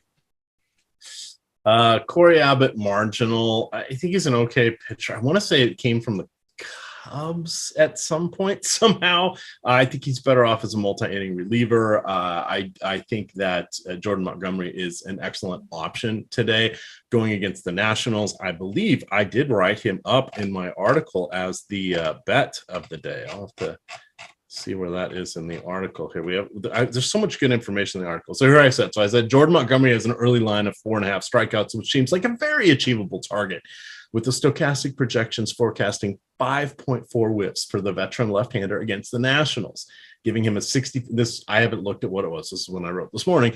Giving him a 64% chance likelihood of reaching the 5 punch-outs needed to surpass that milestone. Though Montgomery has had just 4 strikeouts in each of his last 2 appearances, he did have 6 or more in 4 of the 5 preceding outlines. The Washington Nationals lineup tonight was shaping up to have about a 25% strikeout rate against lefties. This was not the same crappy ass lineup that didn't strike out against lefties that they were running out about 6 weeks ago. This one, this iteration does strike out against lefties, so I liked him for that. I think he's perfectly fine as your SP2 or even an anchor pitcher for you on FanDuel. He would be that just next tier down from what is tonight's big 3, but he's someone I would be okay with being over the field. He's the guy where I'm going under Darvish and under Javier just for leverage purposes. I'm going over on Montgomery, so I do like him a lot. Nationals that you would chase because it really is chasing them at this point.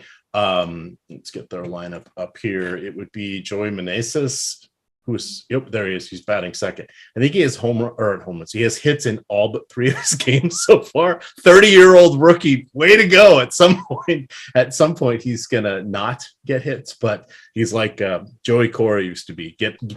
Always have hit streaks, but always be 1 for 4. I'm pretty sure he cost Greg like $20K a week or so ago. Greg was about to win an early slate, and then Joey Meneses hit a home run that just knocked Greg way back, and he ended up having a losing slate on the last at bat of the day. So that was pretty brutal. I might have the story wrong, but I'm pretty sure I was paying attention. He was one of the guys who hurt Greg right at the end.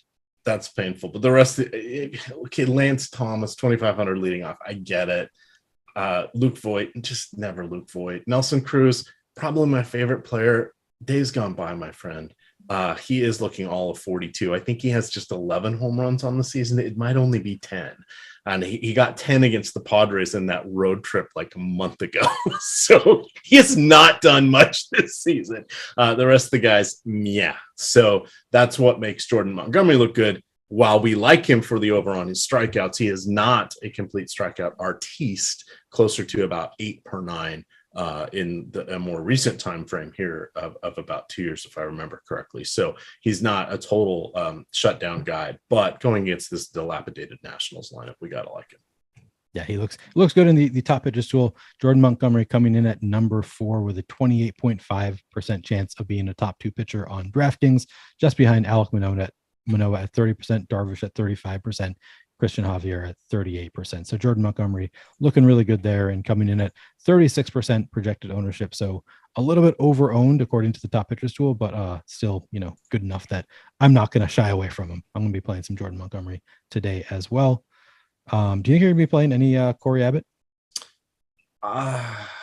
No, I have him set for 5%. I'm going to start running crunches. He is most likely going to go, about 30 or so pitches would be my guess. Oh, is that okay? Really no interest in there. He has pitched, while he was stretched out back in August, his last 2 outings have been out of the bullpen. He pitched on the 2nd for an inning, and he pitched for an inning on the 4th. We can do a quick look at what he's doing on he was in the minors.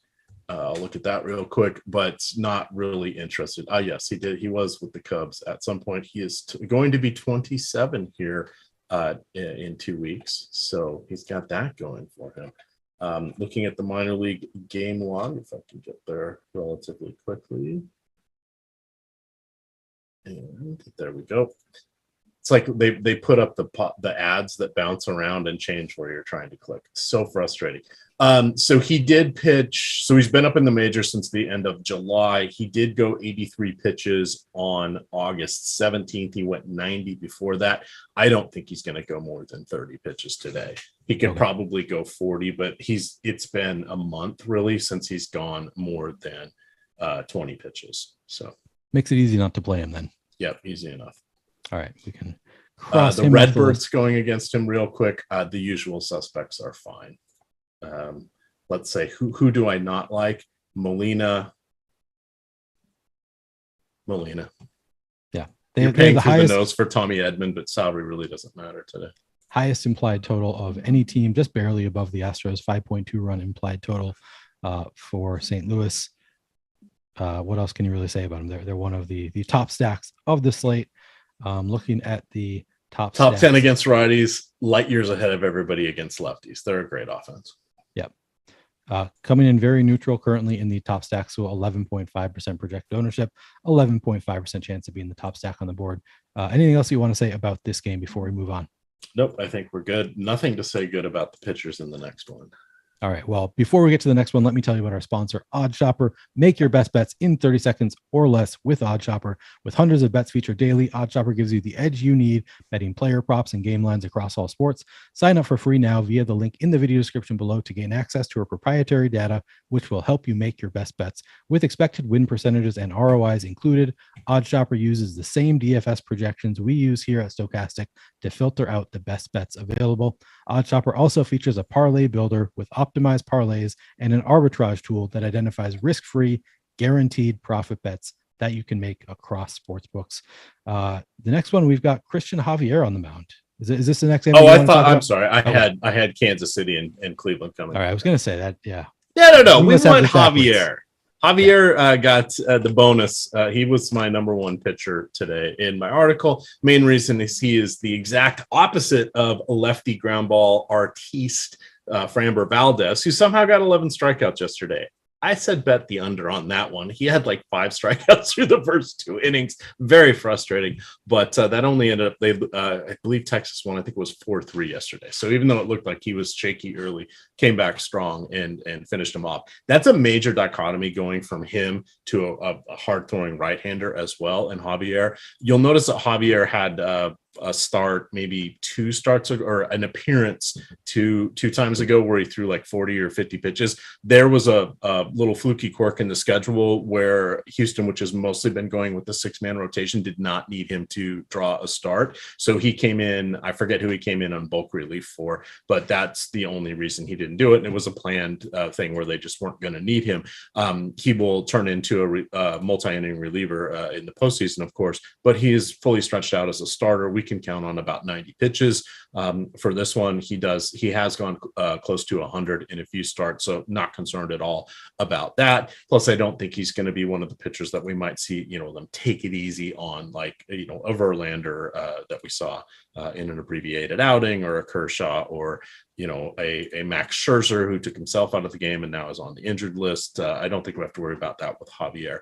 But the key thing for him, 4 matchups this year already with the Rangers. Framber Valdez was similar, just the way things lined up for them. But in those starts, 22 innings, 3.27 ERA, 1.14 WHIP, 27 strikeouts, 3 home runs. So perfectly solid. Again, we're looking for some raw points tonight on pitching. I think he can get them for us. We're hoping he has enough strikeout upside to reach up there and exceed 20 DK points. May not get there. Have a hard time seeing unless he implodes with less than 12. I got a hard time looking at about 4 of these starting pitchers getting more than 12. Yeah, so true. All of a sudden he's looking really good tonight based on the player pool. So do you have a pretty condensed pitching pool in general, just because there are so few good pitchers? Tonight I do. So I ran a third of my crunches and I only have 6 pitchers being used. That's good, because I think I'm going to be similar to you in that regard. Yeah. All right. And I may need to change something because it's going over the caps on some of them. So right now I have a minimum fantasy point things so I don't get crappy lineups on the bottom end of this because I'm not doing a sorting process, I may have to relax that a little bit or do some fun stuff quickly to avoid going over the cap on these guys. But I still have another 150 lineups I'm going to crunch here. So I got time to make some tweaks. Plenty of time. I'm assuming we can skip over Cole Reagans. Yes, we're not going to worry about that. You've got Houston, who has not been as good as they have been over the last couple of years against lefties, but they're still like top 5 or top 7. We know exactly who we want to go into that order. It's going to be their righties. Oh, yeah, and their lefties, because Yordan Alvarez and Kyle Tucker are both above average against lefties. Alvarez has been dealing with a little bit of injuries where he was kind of a late scratch a couple times, missed almost a week, but he seems to be back and okay. So I like him in this one. Christian Vasquez, Mauricio Dubon, great. Some differentiation plays. I don't hate them, but you're really looking at probably the top 5, even though Yulieski Gurriel is the defending American League batting champion. He's like 36. He gets doubles. He doesn't really get home runs anymore. But I like Trey Mancini better than him, but I'd rather play the other outfielders over Mancini. All right, perfect. Any interest in the Rangers bats at all? Not really. If you're going to do anything, I mean, Corey Seager's always in play as a one-off, but Marcus Semien is as well. He had a horrendous first, 3 months of the season, but he's been on the right side of variance since then, so it's all kind of evening out. To borrow a Gundacker phrase, Cole Calhoun gets you a chip and a chair. He does have the platoon advantage. He is batting cleanup. He is 2,300, but he's Cole Calhoun. So he will get a double if he connects with the ball. He will get 3 strikeouts no matter what tonight. That is my Cole Calhoun prediction. All right. So. Good. And really, Sam Huff, Ezekiel Duran, no. And Bubba Thompson, sorry, Bubba, but the stolen bases aren't going to hook us up tonight. You kind of covered all the Astros bats while we were talking about Cole Reagans. Anything else that you want to add or anything else you want to talk about from this game? No, I think Alex Bregman's kind of my secondary home run call for the slate. All right. Love it. That's a good addition right there. All right. This next game, you already told us that you're not interested in these pitchers. We've got Cody Morris on the mound for Cleveland going up against Zach Greinke for the Royals. The Guardians have a 4.3 run implied total. The Royals 3.7. Do we just skip over these two pitchers? Do you want to have anything you want to say about them? I don't really have anything great to say. We've been, throwing dirt on Zach Greinke's coffin for a couple of years. The fastball, the changeup, they're like a mile an hour different, and both of them are slower than they were last year. So you would like a differentiation of 7 to 10 miles per hour. He's got 1, much like John Candy when he asked Steve Martin in Planes, Trains, and Automobiles, how cold do you think it is? And Steve Martin turns to him and says, 1. Great line. How often do you and Lindquist do shows together? Because I feel like you guys are just a match made in heaven. It'll just be not you won't talk enough. baseball. It'll just be references the entire show. Yeah, it'll be good, and it won't be baseball reference. But there we go. Back to baseball. Zach Greinke, no thanks. Essentially limiting power per se compared for what his profile and tools are. He is like the 7-year later version of Madison Bumgarner from the right side of the plate. He's just getting by on guile at this point. He's hoping to induce like slightly off contact and get some ground balls or warning track flyouts. It can go south in a hurry. The weather is, I would say it's neutral right now for Kauffman Stadium. If it was the wind blowing out 13 miles an hour and 95 plus degrees, we'd love to go against him. It's 6 miles an hour in from right. It's about 80 degrees there. So plays as kind of a neutral park. But of course, Ramirez and Naylor would be the main guys I would look to from Cleveland. Probably Oscar Gonzalez and Jimenez if I'm rounding out a four-person stack. I don't really like Ahmed Rosario in this particular matchup. I'd rather take him against lefties. Stephen Kwan. Yeah, just not exciting. You need him to get on base and then somebody to knock him in to get fantasy points. That's 2 things you need to go right. But Cody Morris, no real interest in him. I think we're good on Nick Prado is pretty solid. Salvador Perez, of course, as always. Bobby Witt Jr. is looking like a budding star. And then MJ Melendez has just been there all season. And after those 4, disaster. There be monsters here, right? This is the edge of the world is when you get past Nick Pratto. The rest of those guys are disasters. So that's a problem because you can burn an inning and a half, almost 2 innings between the good hitters and the bad hitters.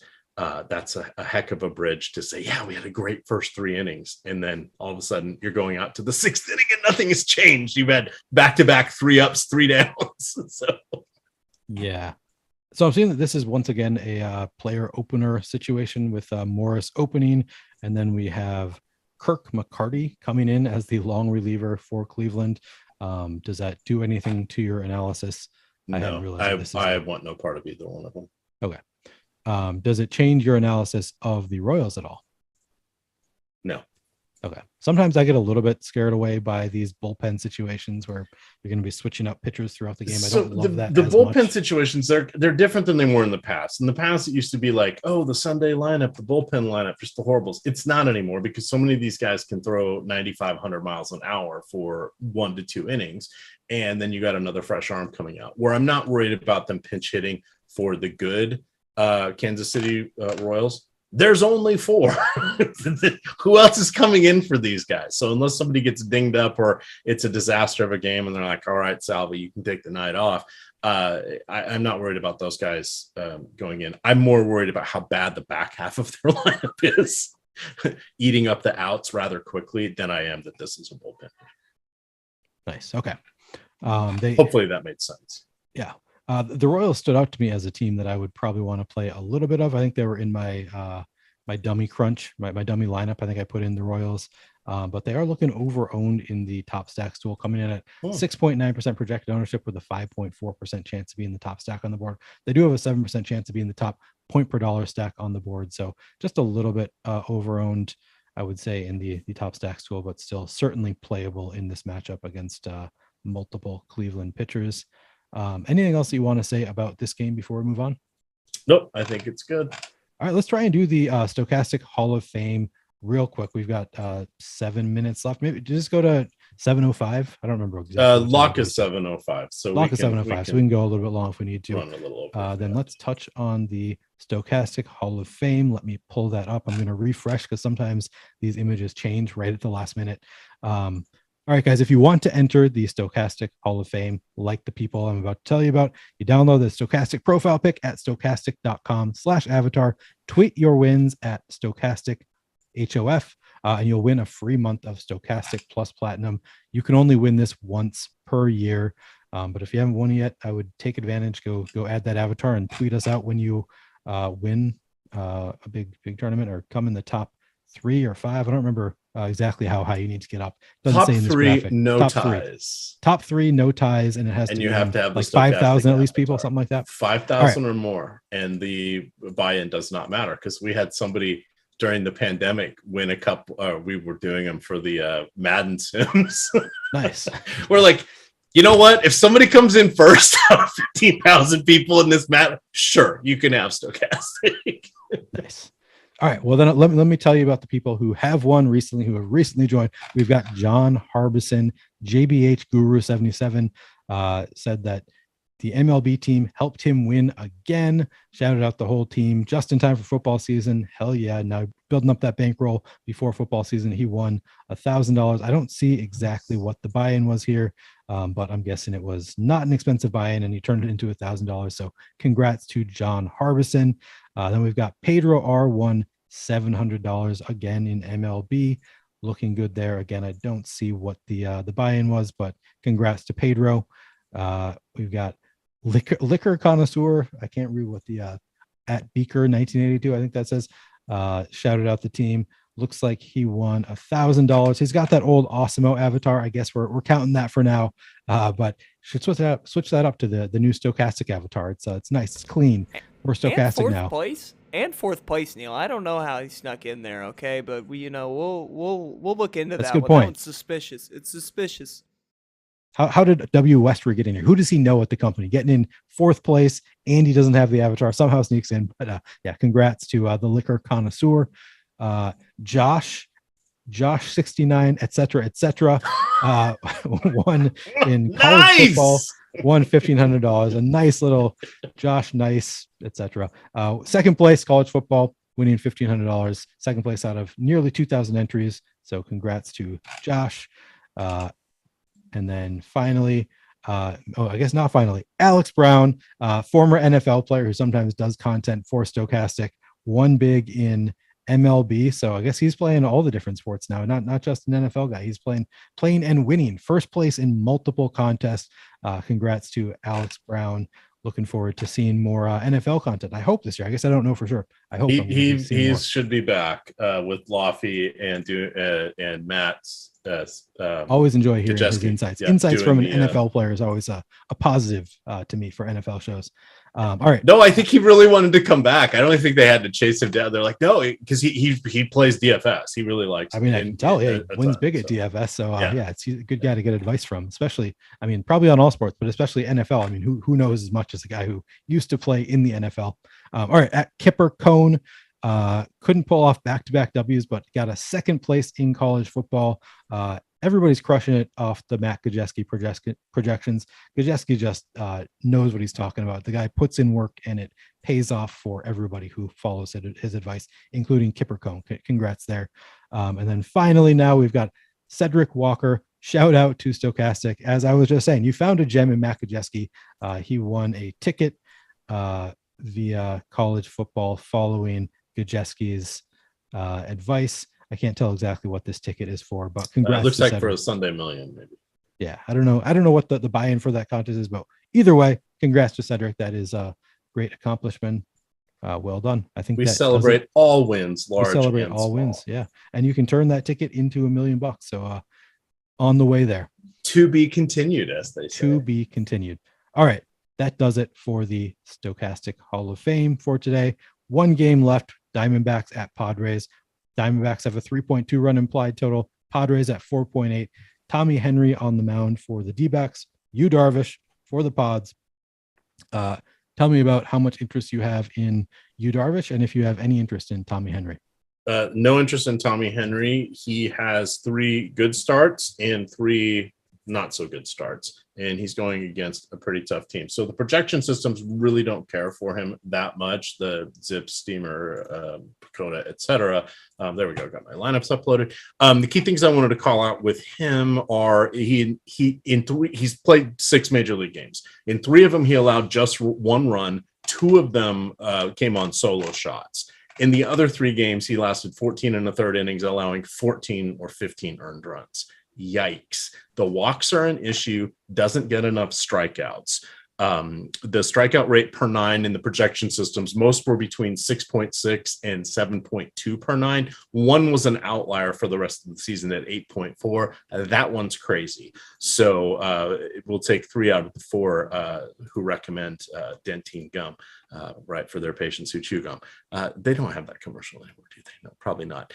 You want to go to Manny Machado, Will Myers, switch hitting Josh Bell. Those are my main 3. Former Washington phenom Juan Soto, always in play. And then I believe Hassan Kim is leading off. You only want him if he's leading off, but he is a reasonable option. Yes, there he is at the top of the lineup. If we turn this around and go to Yu Darvish, he is in the mix as the top pitcher of the night. The nice thing about Yu Darvish is that, and this was a little nugget that came from Greg Ehrenberg, our own nerd-ass Greg, but he pointed out that in some interviews, Darvish had even said, I've had trouble throwing the ball going away from the sticky stuff. I used it. It wasn't my favorite thing to do, but I used it because that's what everybody else was kind of doing, so, and it made us be able to control the ball. Obviously, that's not, it's frowned upon now. I'm doing something else. So while he still has the lowest strikeout rate per 9 of his career, over his last, I think, 12 games, it's pretty close to his career average. So it's 9.0 on the season. Over his last 12 appearances, 80 innings, 96 strikeouts. That's 10.7 per 9. That is about where the top 20 pitchers are this season. Now, this Arizona lineup has struck out only 18%, or at least the one that I looked at this morning, against right-handed pitching this season. But I still think Darvish is in a solid spot to perform well tonight. So Darvish, Manoah, and Javier would be the 3 best projected pitchers. I'm trying to equal them out with Jordan Montgomery. So that's kind of my core 4. I just uploaded my lineups. because I know people are going to ask, who else do you have? So I've got 40. I went higher than I wanted, but I'm okay with it. 46% Javier, 45% Darvish. That matched the field. Jordan Montgomery, I'm at 41%. That's 10% above the field. I did get 7% Javier Assad. And then I've got 28% Alec Manoah. That's more than the field. Mike Minor, I came in at 14. Dean Kramer, 11, as I mentioned. And then Corey Abbott and Cole Riggins, I have 3% each. That means they're on 3 lineups each. I'll take it. It's maybe some other people go negative and they don't, and it's okay. Okay. Yeah, I am still adjusting. I think I'm going to adjust my pitching exposure a little bit because I think I want to get a little bit of Dean Kramer as well. Although it's a very tough matchup, he's not getting any ownership, so I think I'm going to force in just a little bit of Dean Kramer here. Somebody asked, who is the best single game stack on the single best stack on DraftKings? Do you have an answer there? I would say this. I would go with the Padres would be my answer. I think for both. They're going to be, looking at it quickly, they're going to be one of our more popular stacks. They're right. It's basically a 5-way tie for the ownership with Chicago, San Diego, Houston, Cincinnati, and St. Louis, all between 12 and 14. Cleveland's at 10. This is a very flat time. So even though, oh my God, San Diego's the second most popular stack. Yeah, but odds are they could be the 5th most popular, and those other teams could be fractionally ahead of them, and our projections would still be pretty spot on. So don't worry about that as much tonight. It's not like last night when it was, what was it, the Brewers at like 27% or some crazy number like that. It's not one of those nights. So you can kind of go with whomever you'd like tonight. All right. Anything else that you want to say before we close it out? No, but NFL does start tomorrow. I'm actually, for the first time in years, very excited for the opening game. I really like showdowns now. It's a lot of fun. We're going to have a ton of showdown content. I'm putting the finishing touches on my free article that will be in front of the paywall. That will be free for all Monday night, Sunday night, and Thursday night football games. We'll break down each team. I will do a ranking of the player pool at the end with an eye on DraftKings and DK. Neil is doing an article. I believe it's free in front of the paywall. Do you want to tell the people what the high stakes $1 million winner Neil Orfield is going to be writing about? Because I'm sure you're not ranking players and breaking down a player pool, because otherwise we'd have duplicative efforts going on here. I'm going to be talking a little bit more about the strategy involved in Showdown, how to get a little bit different. I'm going to be talking a little bit more strategy and getting the deep dive into the players. We've got the tools that'll give you the projections. That's all you really need in terms of player. And then of course, Emacs article will give you a little bit of deeper dive for anything that the projections might not cover. I'm going to be talking more strategy. I'm also going to be doing 2 VODs tomorrow. I'm going to be doing a DraftKings VOD for the Showdown slate and a FanDuel VOD. And then I'm going to be on the deeper dive as well. So getting busy here with the NFL season, but we talked about it on High Stakes. You love Showdown. I love Showdown. It's just it's a different game, but it's a lot of fun. So can't wait to game wagering and same game parlays, and you can build same game player card bets over on Prize Picks. It's a lot of fun now with Showdown. It really is a lot of fun. We got no more shows tonight, but yeah, as we've been saying, plenty of content tomorrow for the NFL Showdown site. And then we've also got you covered for MLB once again. So come back and check us out tomorrow. Thanks, guys. And if you haven't done so already, please remember to give us a like and subscribe on your way out. Good luck.